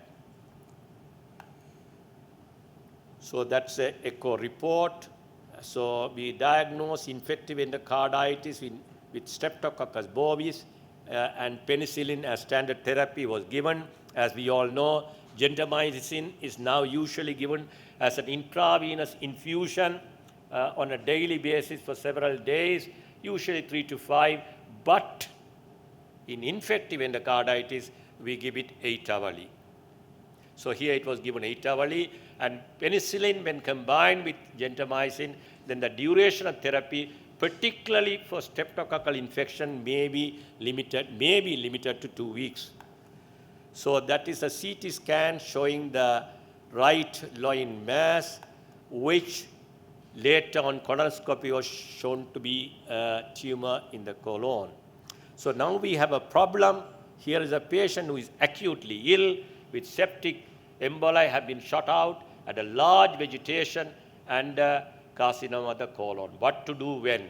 So a multidisciplinary meeting was arranged and consultation made. The patient was transferred to NHSL for removal of the tumor during the 3rd week of treatment, which he underwent successfully. So the final diagnosis is Streptococcus bovis. Again, the interesting point we are trying to drive in is being aware and acting fast. Here, thanks to our bacteriology department, in 24 hours we knew we are dealing with an odd case. And thanks to the echocardiography department, so we were able to confirm, and with the cooperation of the consultants in the NHSL, he was successfully operated, a difficult case. So just running through the antimicrobial prophylaxis, about which there have been a lot of discussion. Evidence to support prophylaxis for the prevention of endocarditis is very weak. There are 2 groups under which we consider those who are at high risk and those procedures which are the highest risk. So it is on that basis the recommendation is made, and the important thing to remember is now it's a single dose oral amoxicillin 30 to 60 minutes before procedure. Only 1 dose, and if can't take, then IV or allergic to penicillin, clindamycin. Now the last one I would like to show is just happened about 10 days ago. There's a patient who had come with progressive shortness of breath and fatigability of 1 month duration. He was otherwise previously fit, but is quite fatigued and tired. There was no significant illness at all. They were vegetarian since childhood, probably like me, but I'm not since childhood anyway, consumed unsafe amount of alcohol for 20 years, severely pale, no icterus, angulostomatitis, glossitis, generalized hyperpigmentation, predominantly hands, like that of an Addison's disease, no lymphadenopathy. So those are the pictures of him, the angulostomatitis and the pigmentation of the hand, last week.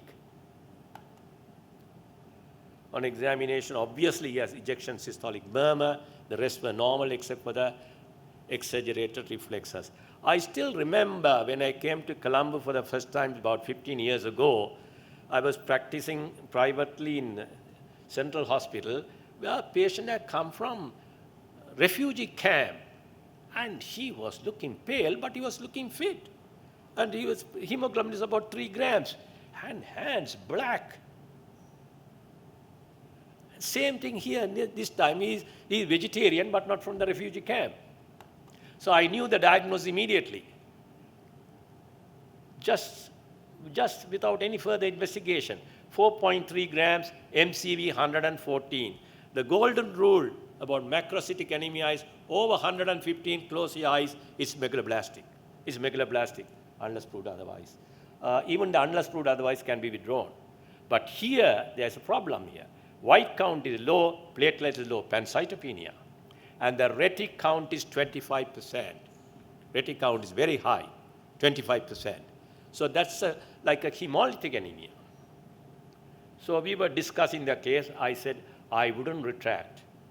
This is black hands, which I have seen 15 years ago. This MCV, beyond doubt, is megaloblastic. It got to be B12 deficiency anemia. Then we apply our Dr. Uppul Dissanayaka's theory and carefully take a history. Have you ever taken any? No. Urobilin normal, bilirubin normal, reticulocyte 25%, LDH normal. Yes. What is there in your what do you call in your bag? Vitamin supplements. Last 1 week. Read carefully. Of course, now, thanks to cataract surgery, I can read vitamin B12 is there. And he have been taking vitamin B12 for 1 week, and we all know with B12 initiation therapy, retics just shoot up like anything, 25%. So that is where the history taking is important. And if not for that history, you'll be in all the tests in the world, including bone marrow biopsy and all that, because now we are chasing a hemolytic anemia. And you can see in this picture, potassium had dropped down to 3.66. Usually it's with the normal range, because once you start B12 therapy, particularly in the West, there have been deaths due to hypokalemia, but our people probably due to the diet, there is no hypokalemia. But one has to be very careful. At least in the UK, they are dead scared to give B12 therapy aggressively without potassium supplements. So here you can see the patient has been taking B12 on his own in the vitamins, and his potassium is also low. So that's a summary of that. So blood picture, I won't go into that. We have already done that. The interesting thing is, when we started the B12 therapy, the retic count came to 9%. That is because we have already given the blood transfusion. So all these things, this is a nice case for discussion, but because the time is very short, I'm running through. Again, the most important, so B12 level also have come 194 in the meantime. The important point I'm stressing again is one, detect, because we deal with hundreds of patients, particularly people in the NHS and in the state, not us. For us, it's luxury, all the facilities available, small number of patients don't come there. So we have all the luxury in the world to diagnose the things as quickly as possible. For the others, we have to spot the unusual one. Straight away go the investigation that will prove, instead of going all around the countryside, straight to the target. I would always say anemia, only 2 things. Don't go for the blood picture. HB, MCV. MCV low, female, menstrual history. Male, gastrointestinal bleeding. Confirm with serum ferritin if it's not an inflammatory reaction. Confirm with serum iron studies if he is febrile. If it is macrocytic anemia, look at the MCV. Over 115, megaloblastic anemia, either folate or B12, otherwise go for the uncommon ones. So lastly, before I conclude, in ordinary life, we hardly realize that we receive a great deal more than we give. And that is only with gratitude that life becomes rich. So gratitude is one of the single most important thing all our Eastern religions are talking about, which I don't know whether I have, and I am trying to. And so therefore, with the gratitude, acknowledgements go to Dr. Riaz and Dr. Randra Samara, whose cases we have taken, and the Professor Seleva and Professor Nelundi Silva is our outstanding bacteriologist, for which actually I've never been doing culture. I think Dr. Priyankara also will know, till I left NHSL. But when I went to NFTH, that Neville Fernando, the cultures have changed life, you know, how, and it all depends, of course, now the investigation facilities are better. Cultures are extremely dependable, and you wouldn't like me to say because your wife is a microbiologist anyway, right? So then, of course, after a long time, I have been given a chance to speak to the Sri Lankan College of Internal Medicine, and Priyamali Jayasekara, who I am told is a dedicated and committed physician, and she asked me, I couldn't refuse. So that's why I'm here, and thank you. And the most important thing in everything is the people who are participating. So I'm very grateful for all of you here and there for listening to me. Thank you.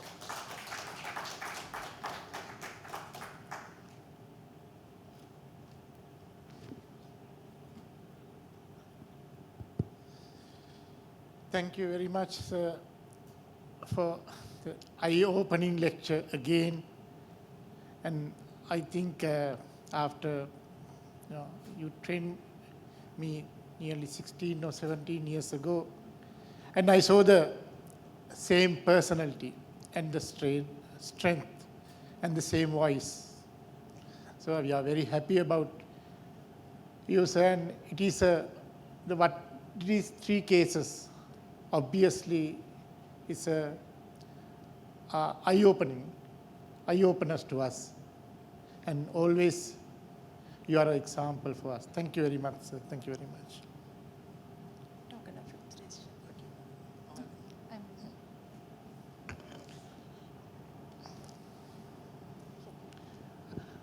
I would request you to come to the podium, sir, to hand over the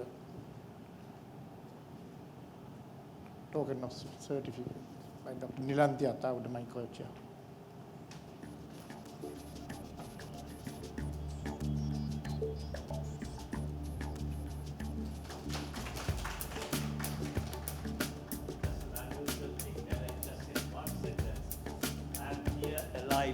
Because of him.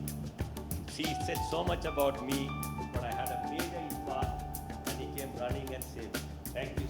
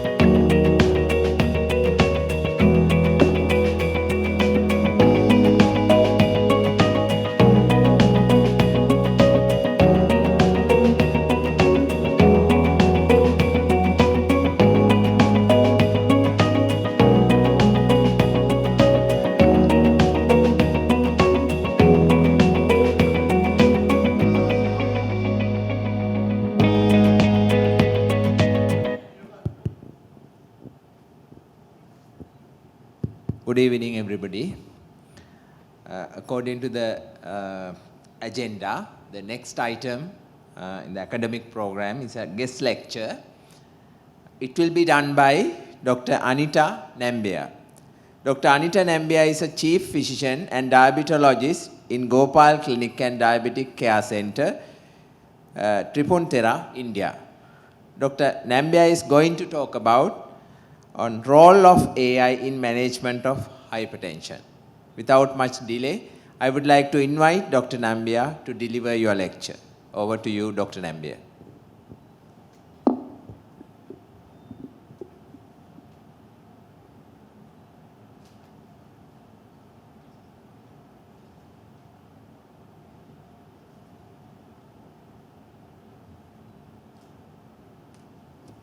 Can you see my screen? Yes.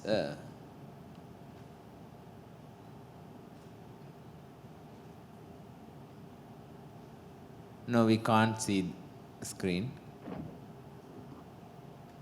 Now, can you see the screen? Yes. Am I audible?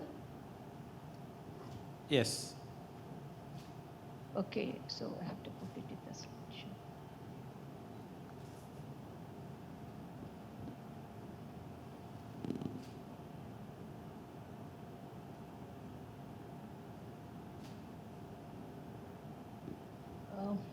Very good afternoon and namaste to all the delegates who are attending the hybrid meeting of SIMCON. Thank you, Suranga, Madhuvanti, and the whole team of SIMCON for giving me this opportunity. It is really a pleasure as well as honor to be a part of this SIMCON. Respected chairperson, seniors in this profession, and dear friends. Next 25 minutes or so, I would be talking on artificial intelligence in management of hypertension. We know that artificial intelligence popularity is increasing tremendously, especially in medical field as far as radiology, cancer, and ophthalmology is concerned, but it is still in its infancy stage as far as hypertension is concerned. And we know not much of research work has been there in last couple of years as far as hypertension is concerned. So we need a revolution in the management of hypertension, for which we have to integrate artificial intelligence. And the truth is, diabetes affecting 1/3 compared to the number of hypertensive patients all over the world, but the number of app that is available in Google app, it is almost 1,800 compared to very few as far as hypertension is concerned. So we are looking forward for a revolution in management of hypertension with the presence of artificial intelligence, which will lead to precision medicine, which is going to be the future treatment in years to come. So I will be basically talking about two things. One is what is artificial intelligence and how it is applicable in hypertension management.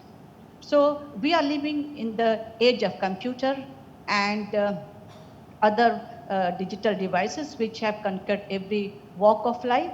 Machine, when intelligent, can understand requests, it can connect data points and draw conclusion, it can reason, it can observe, and it can plan.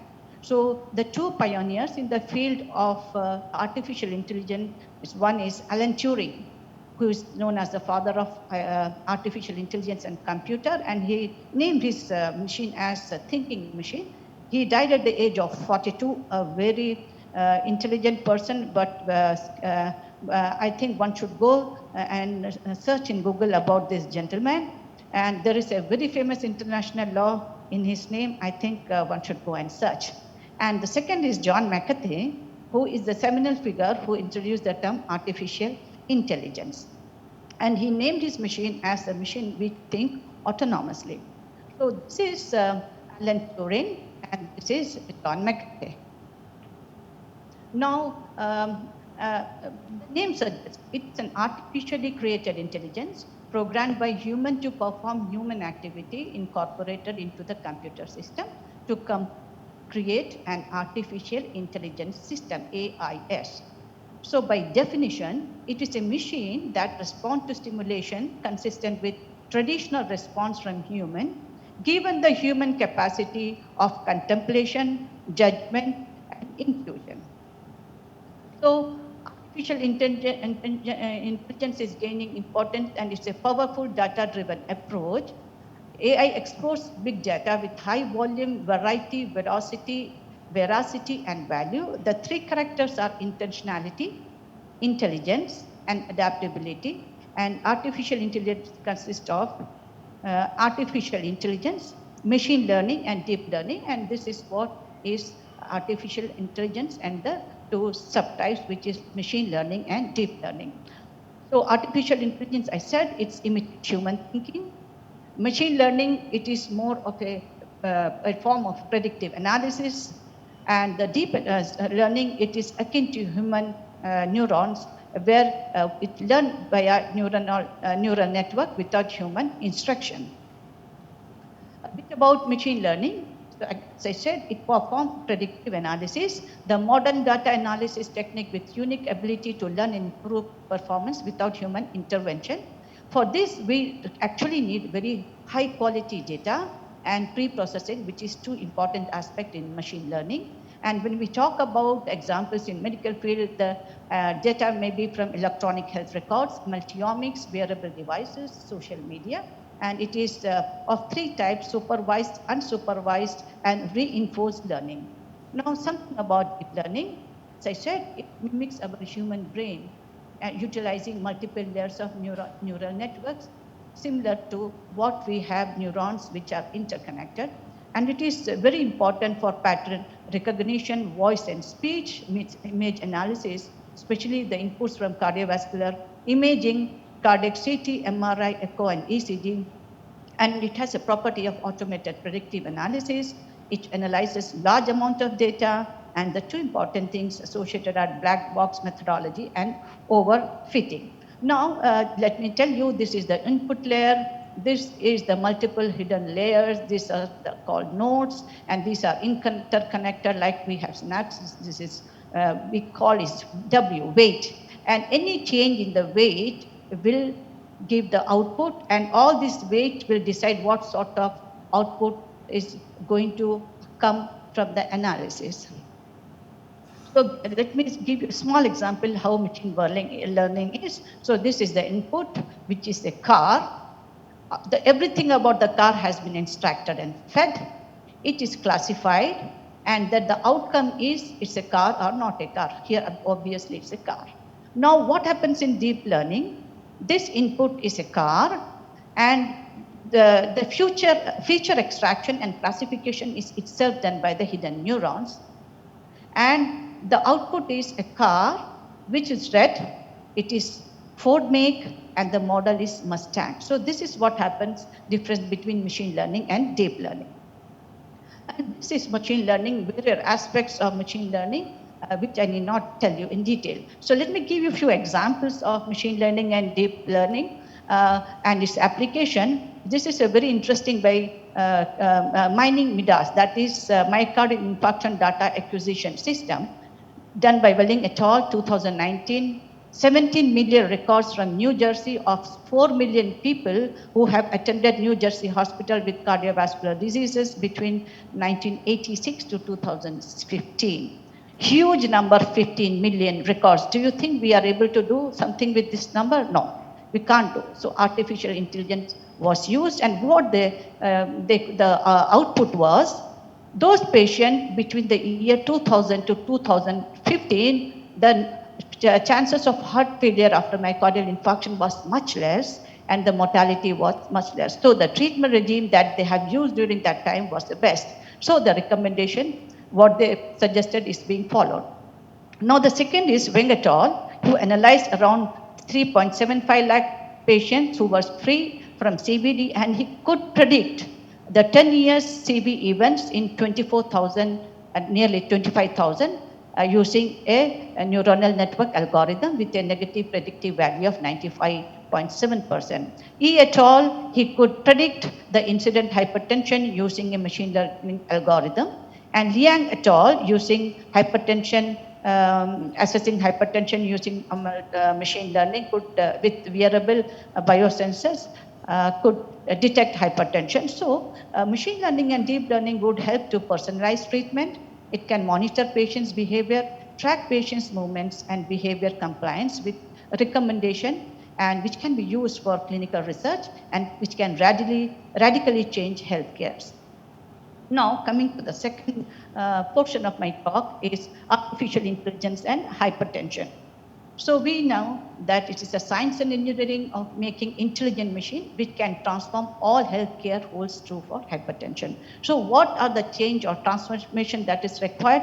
One is it in digital technology, the other being data analysis and artificial intelligence, third being biomedical and biotechnical transformation, fourth being public health delivery system transformation, and lastly, public science or population science transformation. All this has to be taken care when we talk of AI and hypertension. So prevention and treatment of hypertension is a challenging health problem, and recent evidences suggest that AI is potential promising tool for reducing global burden of hypertension and furthering precision medicine. I'm talking about precision medicine again and again because it is going to be the tomorrow, means future hypertension treatment.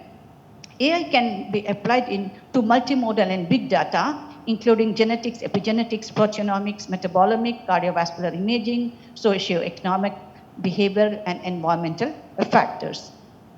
So what are the abilities of AI? It can identify factors and phenotypes of hypertension. We know the pathogenesis and pathophysiology is heterogeneous, and we have many phenotypes, so that the persons, they respond differently to different medication. It can predict the risk of incident hypertension, it can diagnose hypertension, it can estimate blood pressure, it can develop novel cuffless method of blood pressure measurement, and really can identify factors which are associated with treatment adherence and success. You treat the patient, they do not take medicine, and we feel it's a failure, but all these things can track whether the patient is taking medication. So we have the emerging digital technologies like social media, mobile apps, wearable devices, which can provide substantial amount of continuous and real-time data. I categorically say continuous and real-time data, which is the need of the hour, which necessitates using AI and big data analysis to identify hidden risk factors and phenotype. When we talk about hypertension, the hidden risk factors and phenotypes both are very important. AI is used to analyze data from the major RCT explaining different BP target. Now, what the AI research that can happen in a hypertension field? The novel ways and to process large real-time data. It can predict, diagnose, and refine treatment paradigms. It can throw light into the complexity of pathogenesis and pathophysiology. It's an important tool for development of personalized treatment approach for patients with hypertension. Now, coming to the first aspect of AI-associated hypertension management, this is emerging wearable health devices in continuous and real-time becoming more available and affordable. We always know and will still accept the fact that oscillometric devices are the gold standard. Now, in future, we will have cuffless instruments. Okay, so AI may play important role in development of cuffless BP instrument. And PPG is the one which is used. Photoplethysmography is the one which is used for the measurement of BP. And this we commonly see in pulse oximeter and pulse waveform, where it estimates the light reflected or absorbed through the blood vessels, depending upon the flow of volume of blood in the blood vessels. And it gives a continuous monitoring.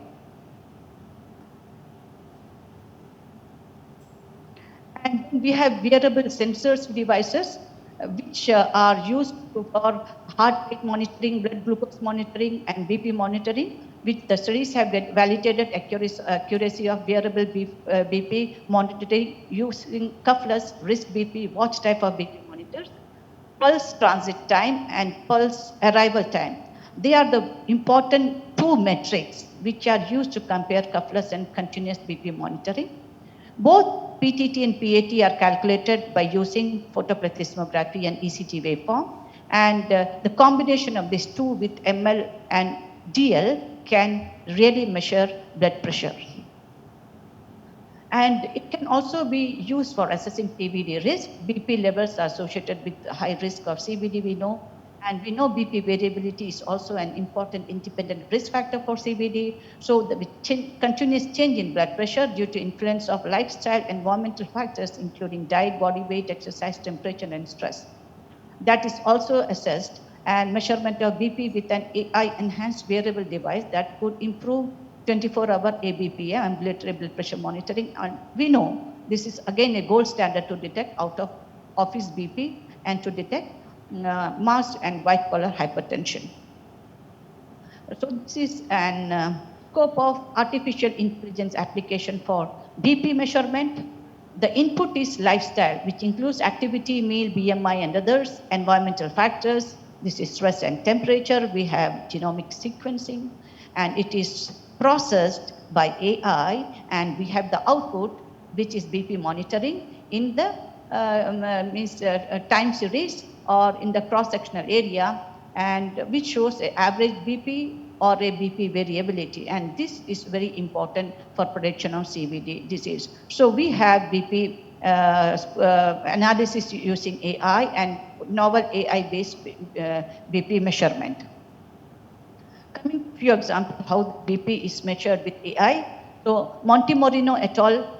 Using age, weight, BMI, and PPG signal could predict BP by machine learning. Sola et al. Using artificial neuronal network could estimate BP from photoplethysmography. Mia et al. Again, from data from ECG and PPG, they could estimate diastolic and systolic blood pressure using this SVM, support vector machine of machine learning.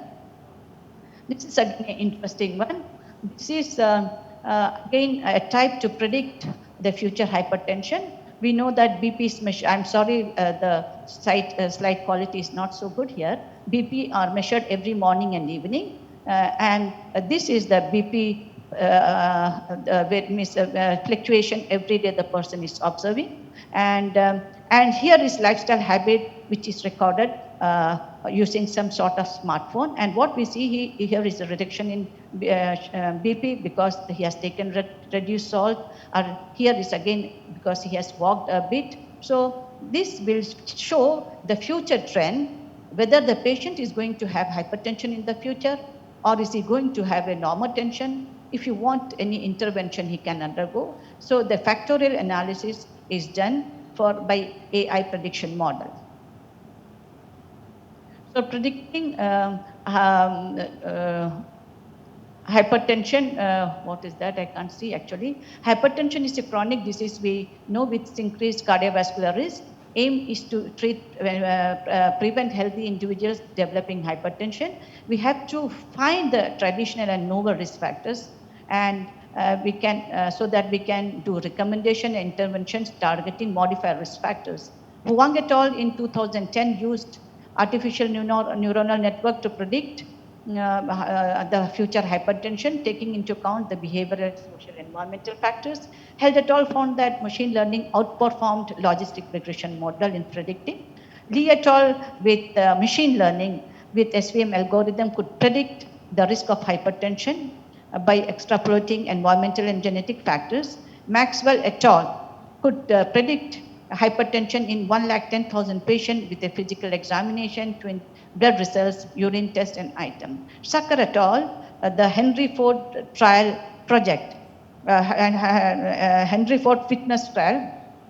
Here, around 28,000 people who did the treadmill test from Henry Ford Institute, they were tested using 5 machine learning algorithm, and they came out that it can predict the incident hypertension. This is an to classify the prediction of hypertension, SCAF model. This is so crowded. I think if one is interested, can Google and see what does it say. Now, I have said about measurement of blood pressure, prediction of blood pressure. Now coming to diagnosing hypertension. Artificial intelligence is able to diagnose blood pressure accurately when inputs are used from BP, which we have taken in the clinic, demographic data, comorbidities, and some routine lab tests. Samant et al., this is from Indian Institute of Technology, Mumbai. Artificial neural network could diagnose hypertension with accuracy of 92.85. La Frenini in 2016 mentioned that he came out with the proposal that again machine learning could use BP, BMI, lipid pulse, smoking history, exercise to diagnose hypertension. Poplin et al.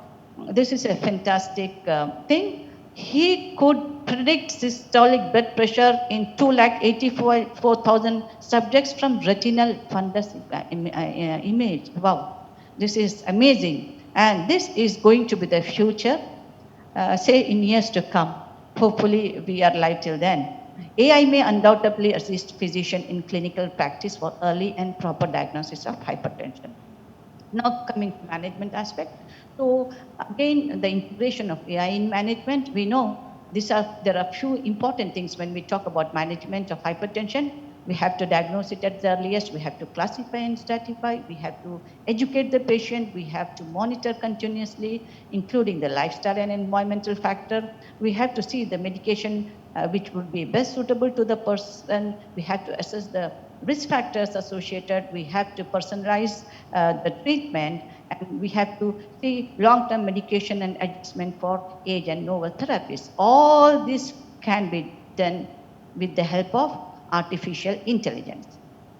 So hypertension, once diagnosed, the patient should know about the CVD risk factors, optimal BP targets, consequences of poorly controlled hypertension, and it can help reducing BP, especially lifestyle modification to measure out of office BP pharmacological intervention. So AI is a tool to identify CVD risk factors, stratify patients with hypertension based on their future risk, and potentially transform the future care of hypertension towards the highly accessible. We know there are many risk, a 10-year risk of atherosclerotic CVD, which is engrossed in the American guideline, and we have the Framingham risk score. But I tell you, the ML Bayesian prediction is much better than what we rightly now have in the American BP guidelines. So the AI provide insight into prognosis, risk stratification, CV risk predictor models, risk of uncontrolled hypertension factors contributing to poorly controlled factors. So what are the examples of AI in managing hypertension? With the fuzzy expert system, which is a part of machine learning, patient can be classified into low, medium, and high risk based on age vital signs. Senatol in 2014 developed risk prediction model with ML algorithm, which could predict the risk and timing of worsening of blood pressure. Mohammadi et al., he could predict development of uncontrolled hypertension within a period of 3 months' time. ML used to predict and identify factors contributing to medication non-adherence. Dattari et al. Developed smartphones application providing behavioral therapy to hypertension patients. So healthcare and clinical practice has been transformed by emerging techniques, and definitely is going to transform hypertension treatment. Now, having said all things about AI and management of hypertension, it can even define optimal blood pressure target. So the major challenge what we come across in managing hypertension is to define what is the optimal different target.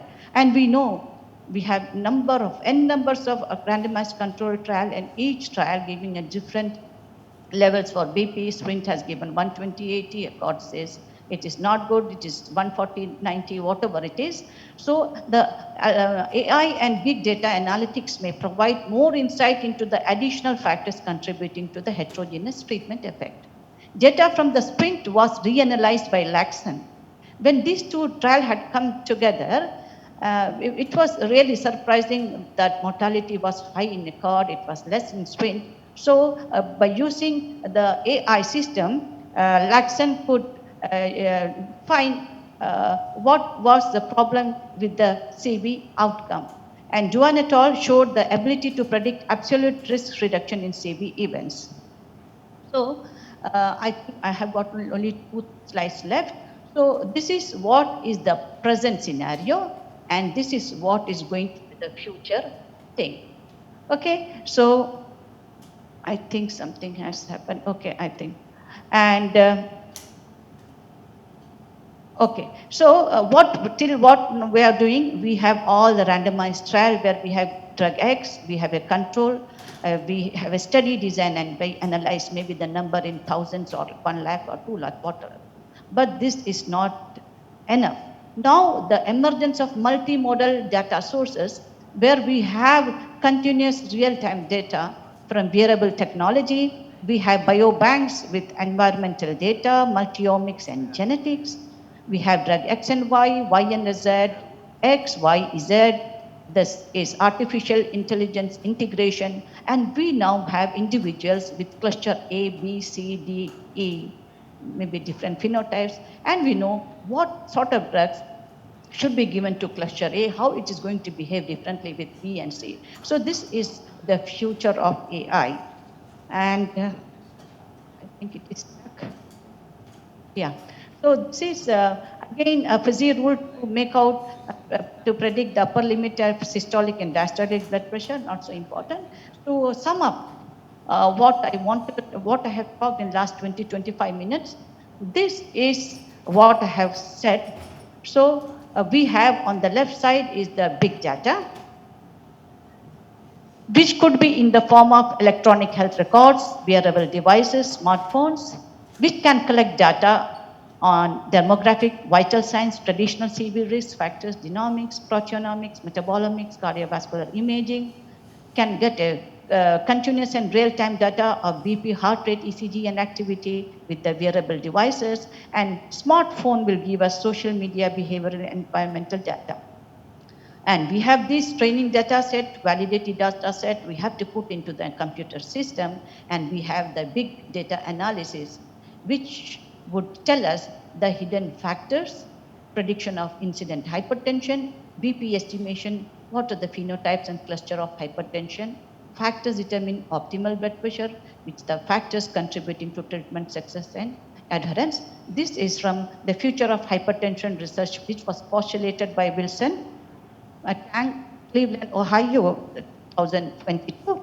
And I think we will be able to see the integration of AI with management and hypertension together, which will going to bring about path-breaking breakthrough in the management of hypertension.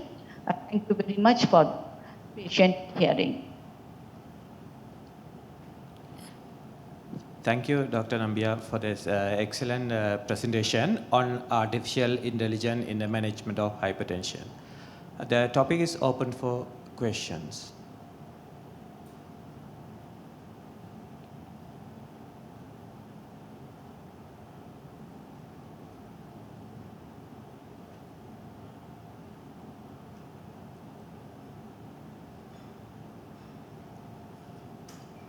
Dr. Nambia, do you recommend any mobile apps using either Android device or iOS device to use your concept of AI in the management of hypertension? Pardon? Yeah.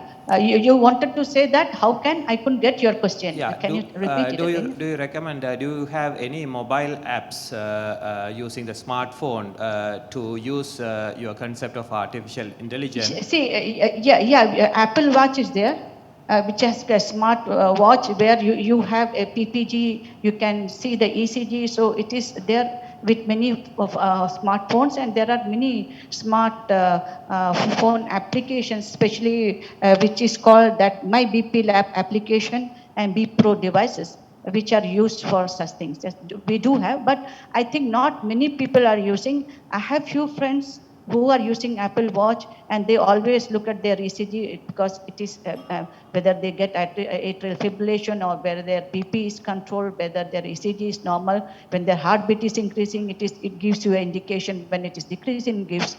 But the thing is, though it is not very affordable, but a day will come when we will have so many things. So definitely there are people who are using, but India it's less, but I have seen many of my friends doing all these health devices which they have attached along with us for smartphones. Thank you.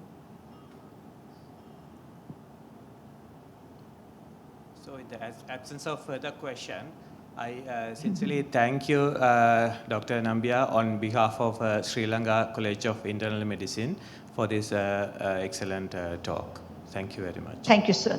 Thank you so much. Thank you very much.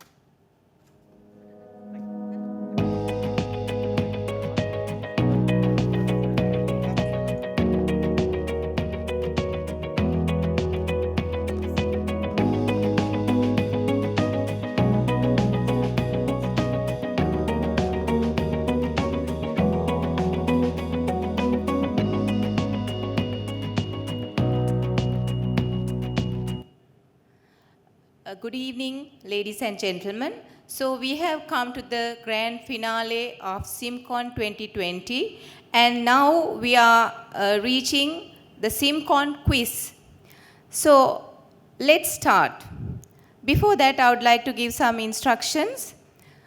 Actually, this will give you attractive prizes and a certificate for the winners. We'll be selecting first, second, and third places. And there are some guidelines.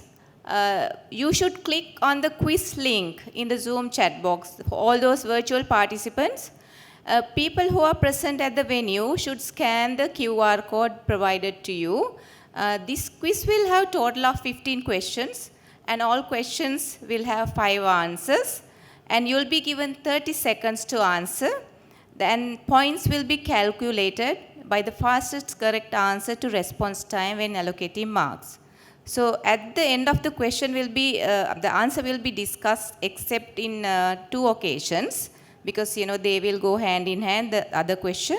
At the end of the 15 questions, 3 winners with the highest scores will be selected to give away the certificates and prizes. So I hope everybody is ready. So as I said earlier, virtual participants, please click the quiz link in the chat box. And the physical participants, please scan the QR code given to you. And you need to start the quiz by entering your full name with the initials for the purpose of identifying the winners. Please don't forget that. So we will have to wait a little for the audience to join in.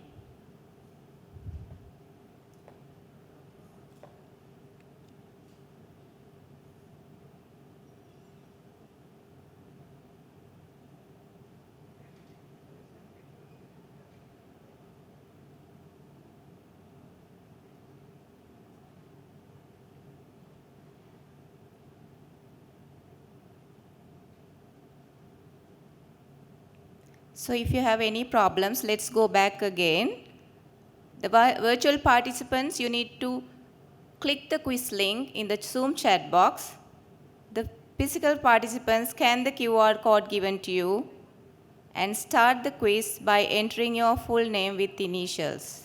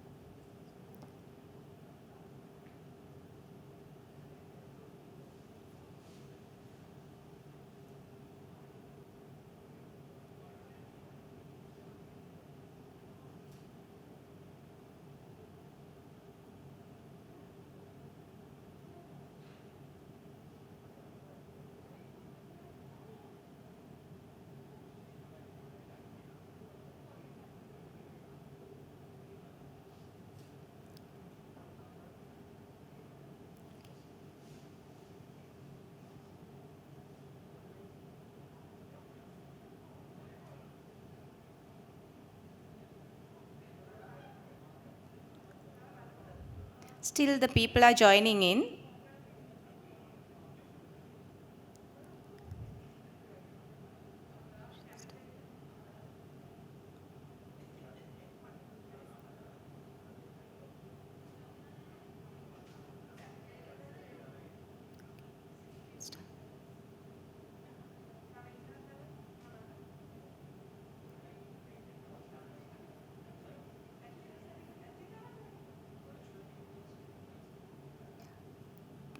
The virtual participant, please click the quiz link in the Zoom chat box. We invite everybody.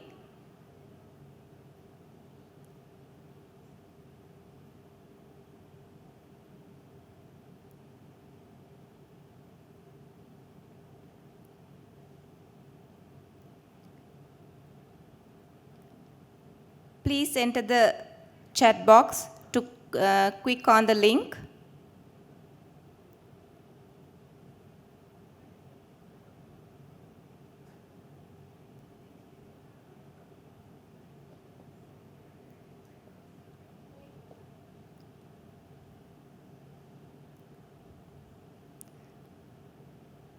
The virtual participants are invited. You can click on the Zoom chat box. There's a quiz link.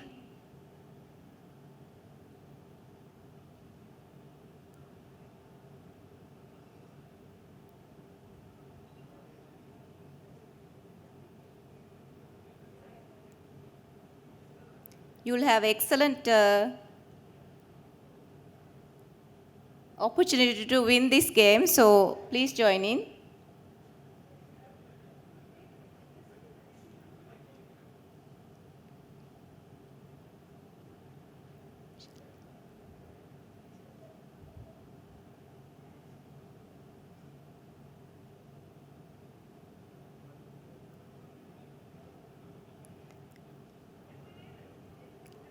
Okay, so let's start now.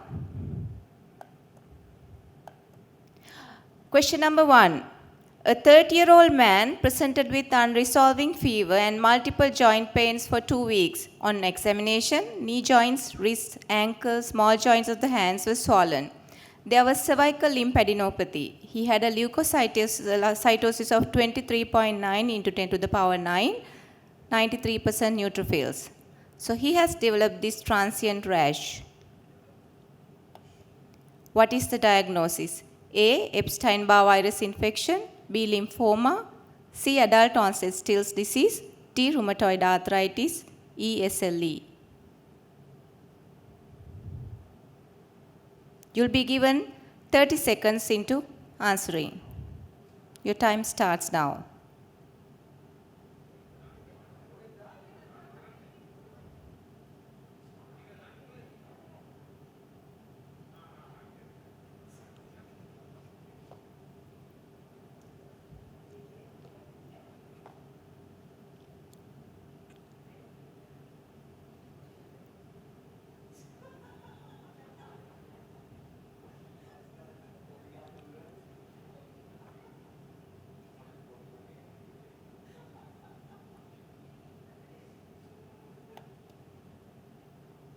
Okay, your time is up now.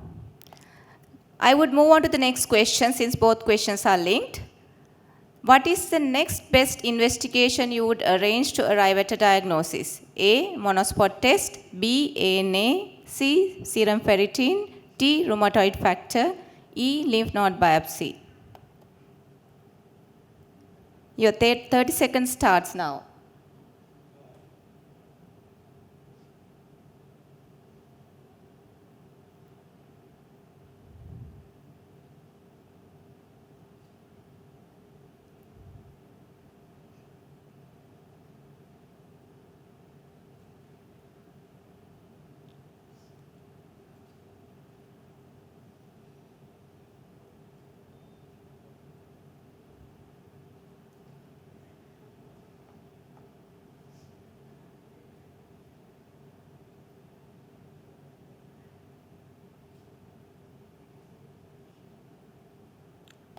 Your time is over.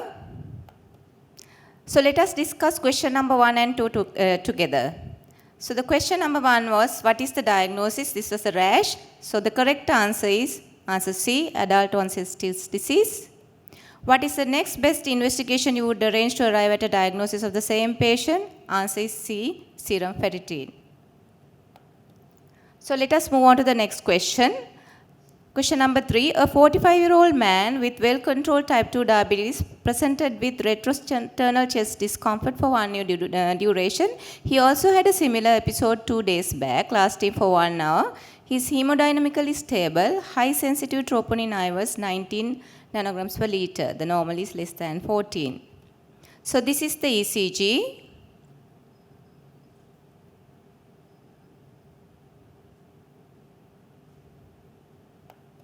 What is the diagnosis? A. Brugada syndrome, B. Wellens syndrome, C. Acute anteroseptal non-stay elevation MI, D. Late presentation of acute anteroseptal ST elevation MI, E. Normal variant. Let us answer now.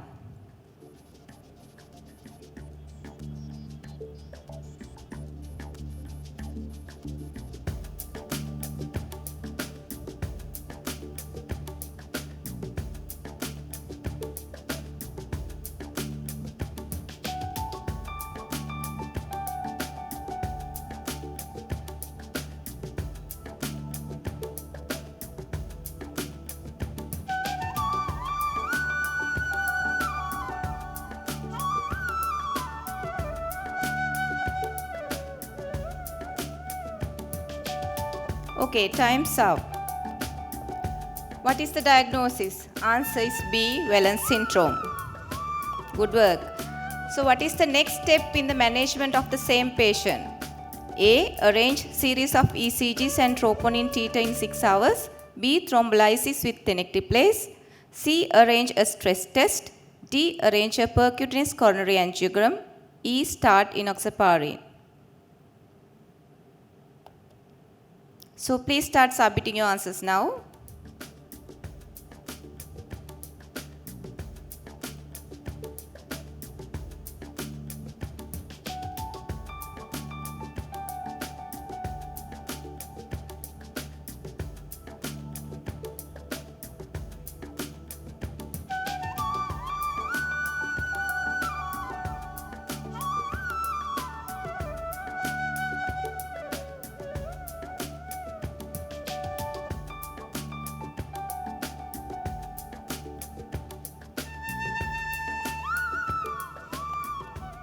Time is over now.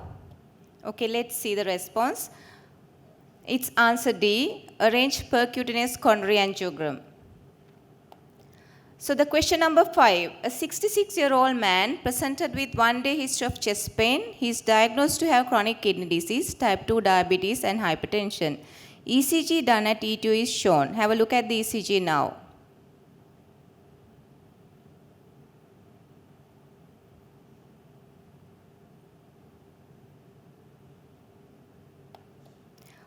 What do you expect to see in the PCI of this patient? A. Right dominant coronary artery occlusion. B. Left main coronary artery occlusion. C. Left anterior descending artery occlusion. D. Circumflex artery occlusion. E. No significant occlusion. Your time starts now.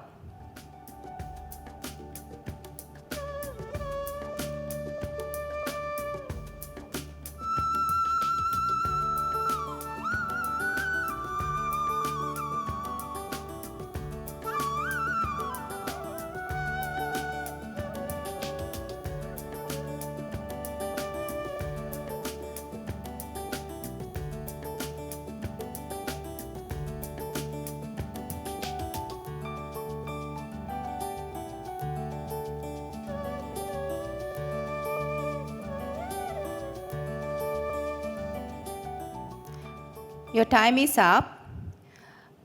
What do you expect to see in the PCI of this patient? So answer is B, left main coronary artery occlusion. So this is a little bit of, above ECG findings are seen in LMCA occlusion, proximal LAD, triple vessel disease and subendocardial occlusions. So let's have a look at the front runners up to now. Our tech team will assist us.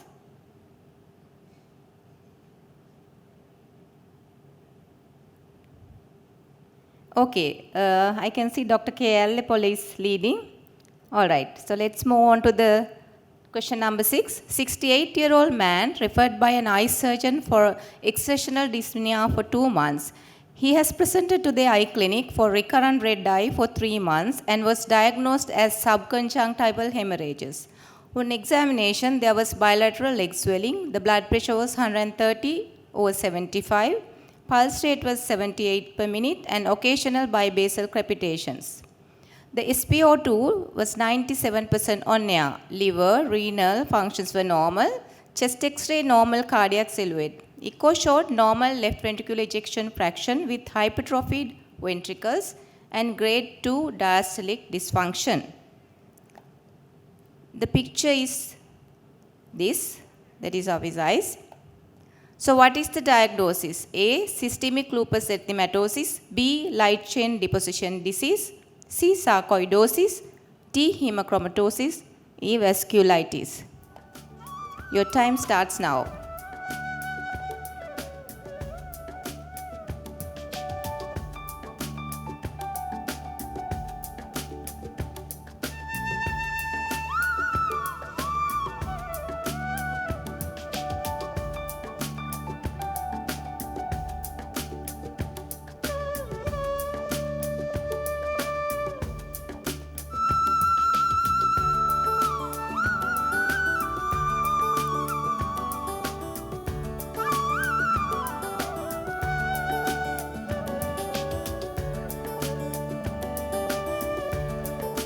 Your time is up. What is the diagnosis? Answer is B. Light chain deposition disease. Question number 7. A 72-year-old man presented with a history of fever, abdominal pain and vomiting for 8 hours duration. Have a close look at the chest X-ray. And what is the diagnosis? A. Lung abscess. B. Perforated duodenal ulcer. C. Emphysematous cholecystitis. D. Lung consolidation. E. Amoebic liver abscess. Your time starts now.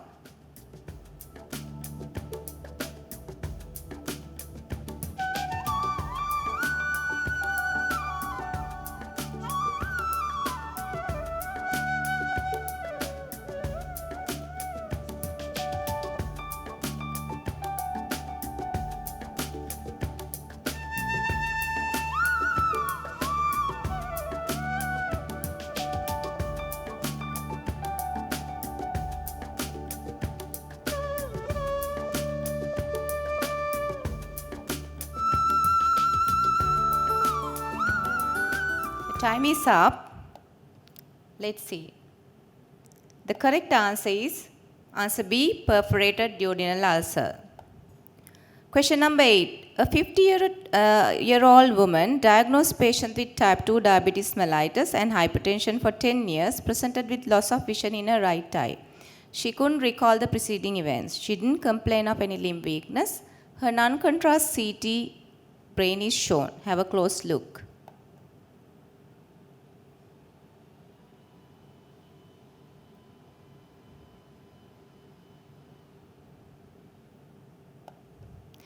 Which lesion explains her symptoms most? A. Left posterior cerebral artery occlusion. B. Left middle cerebellar artery occlusion. C. Basilar artery occlusion. D. Right cerebellar artery occlusion. E. Left parieto-occipital space occupying lesion. Okay, your time starts now.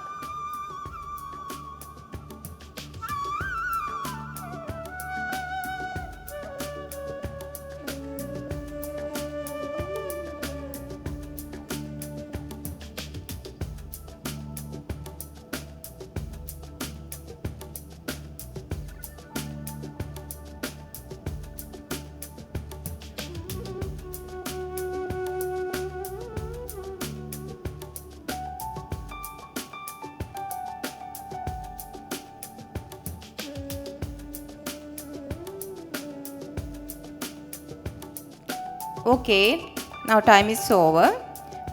Which lesion explains her symptoms most? Answer is A. Left posterior cerebral artery occlusion. Alright, question number 9. A 36-year-old woman was started on a medication for a skin condition 3 weeks back. Have a close look at the picture.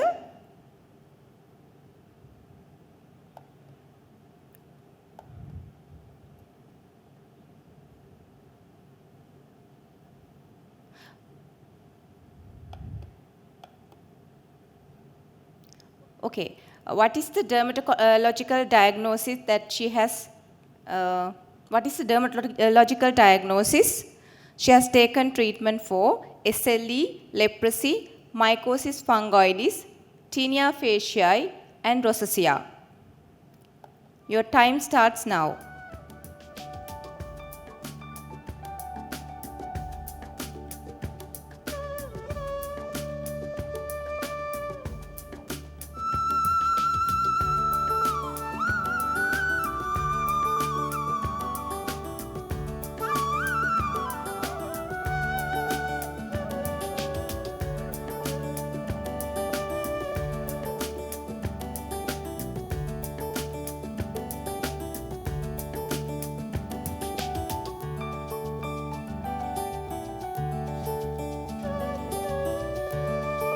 Okay, time is over.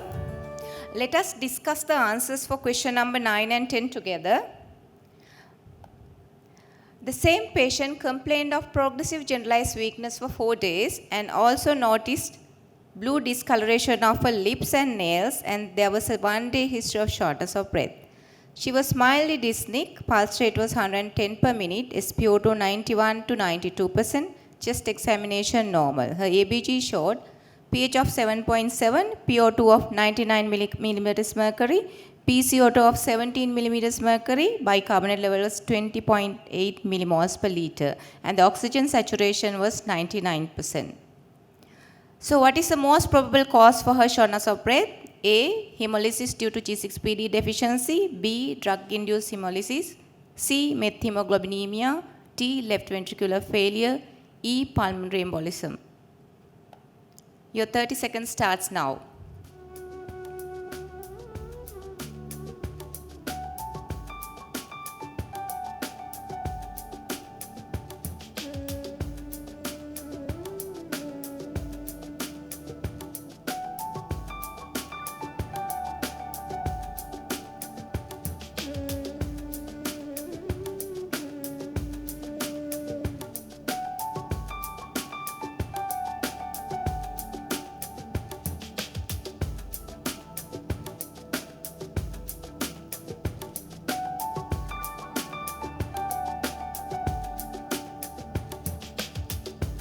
Time is up.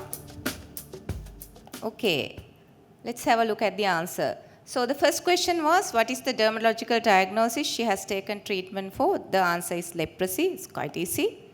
So what is the most probable cause for her shortness of breath? The answer is C. Methemoglobinemia. Question number 10.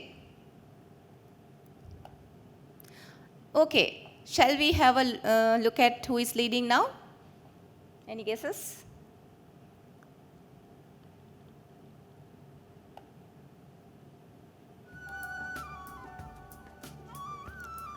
Okay, Dr. Nipuna Tiwanka is leading, closely followed by Dr. S.N. Gunasekara and Abdul Mazaim.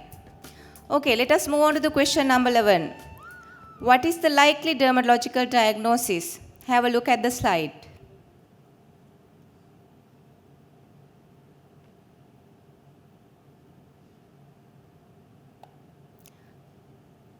A. Mycosis fungoides. B. Squamous cell carcinoma. C. Herpes simplex. D. Cutaneous leishmaniasis. E. Basal cell carcinoma. Your time starts now.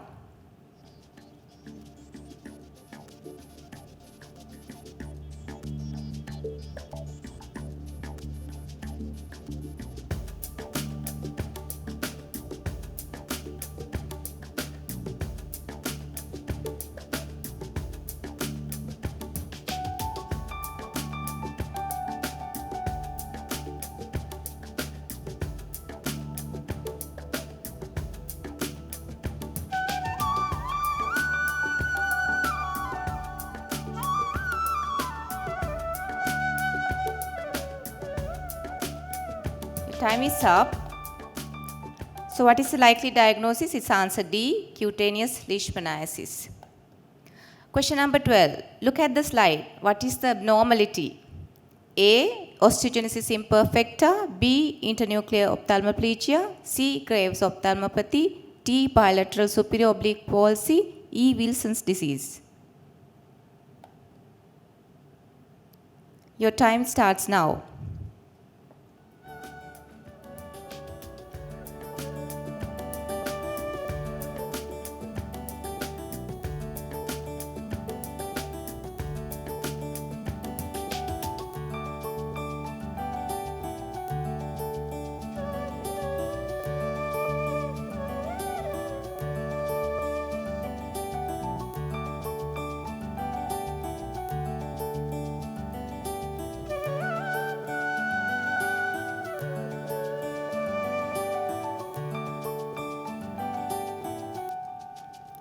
Time is over.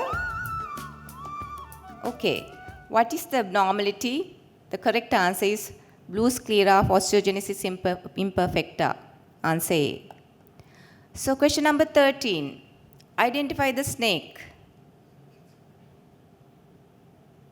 Have a close look at it.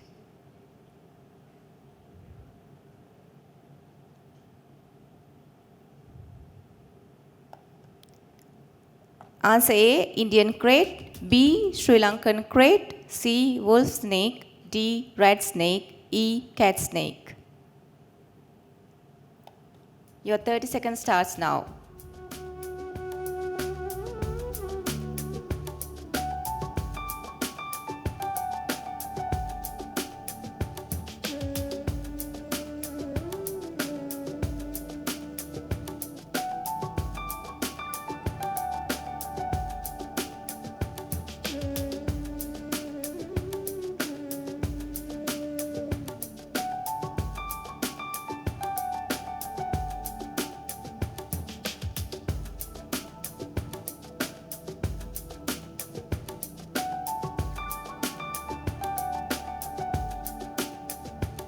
Okay, time's over.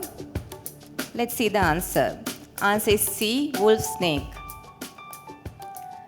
Question number 14. A 46-year-old man presented with a history of painful fingers when exposed to cold. He also has thickened earlobes. Have a look at the slides.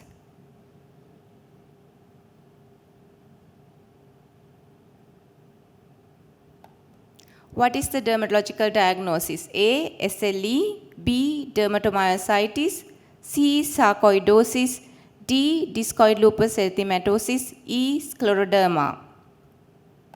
Your time starts now.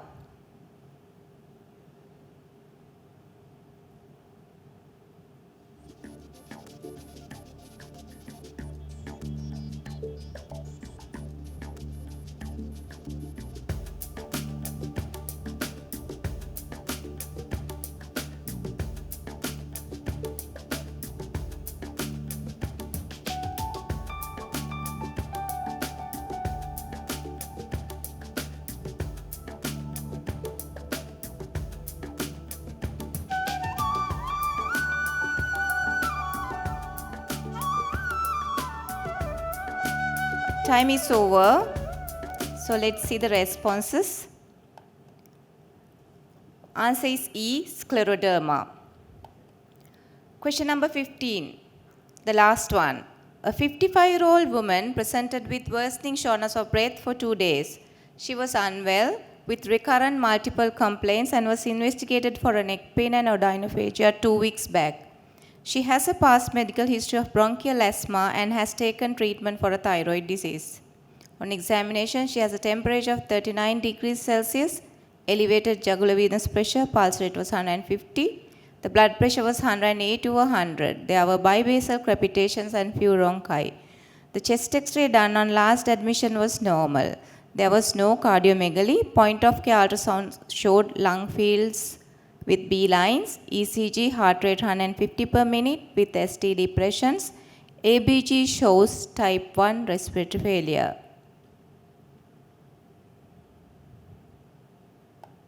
What is the diagnosis? A, acute coronary syndrome complicated with left ventricular failure. B, thyroid storm. C, supraventricular tachycardia. D, esophageal rupture. E, infective exacerbation of bronchial asthma. Your 30 seconds start now.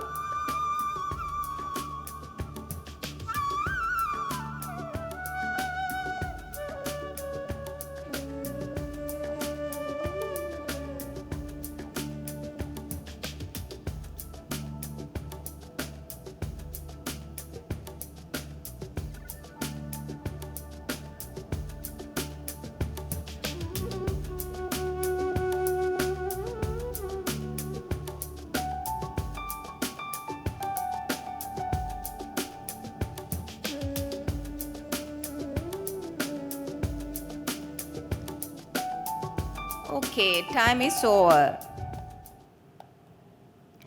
Answer is B, thyroid storm. So that concludes our questions.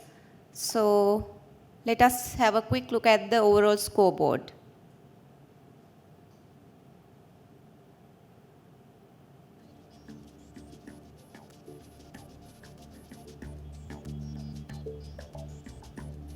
So Dr. S.N. Gunasekara has won with 115 points. Congratulations. And the second place is Dr. Patirage, LPMMK. And the third place is Abdul Masaim, Dr. Abdul Masaim. Congratulations to all three of you. So you all,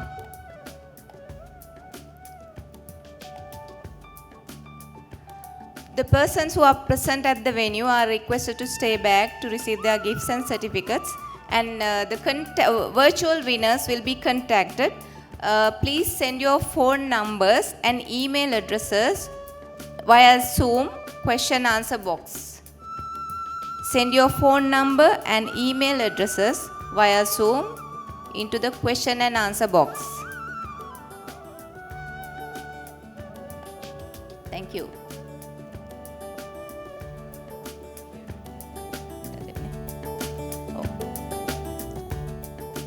Since some of our winners are here, so we'll be giving the presents for the winners.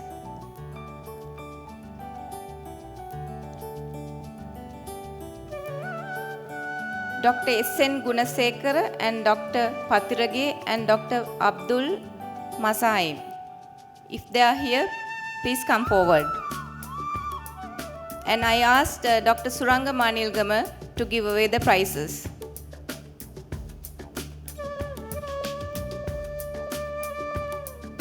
The first place is a virtual participant, I suppose.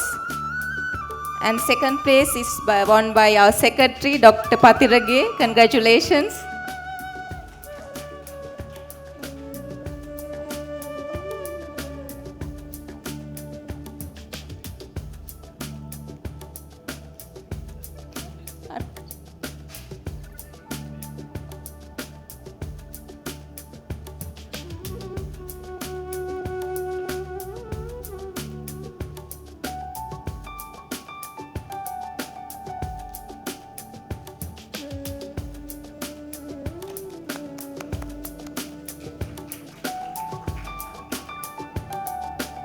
Dr. Abdul is not here.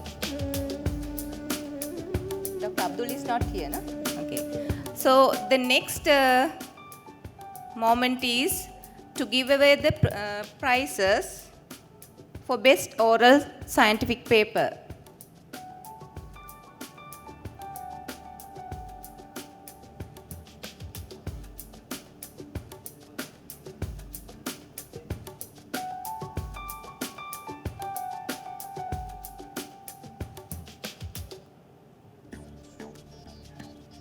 Please bear with us.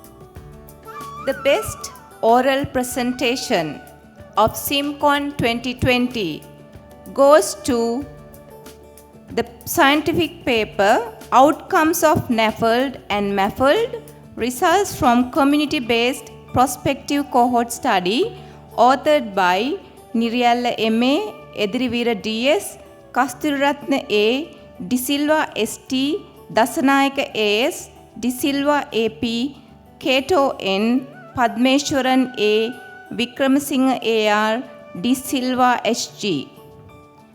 The paper was presented by Dr. De Silva S.T.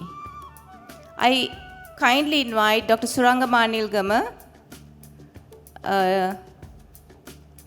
I think Dr. Shamila is here. She's present here virtually. So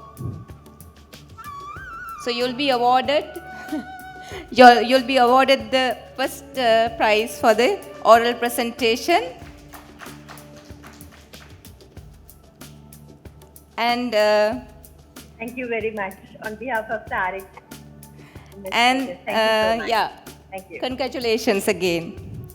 So the best poster presentation goes to the paper A Study on Statin Adherence Among Patients Attending an Outpatient Medical Clinic in Central Province of Sri Lanka, authored by Dr. Jayasinghe I.K., Dasanayaka D.M.P.W.K., Ranasinghe O.C., Jayawardena C., Kumarage R.M., Abhivikrama T., Hettiarachchi N.M., Kulasinghe W.N.A.K. And the poster was presented by Dr. Jayasinghe I.K. I kindly invite Dr. Suranga Manilgama to present the certificate and the cash prize.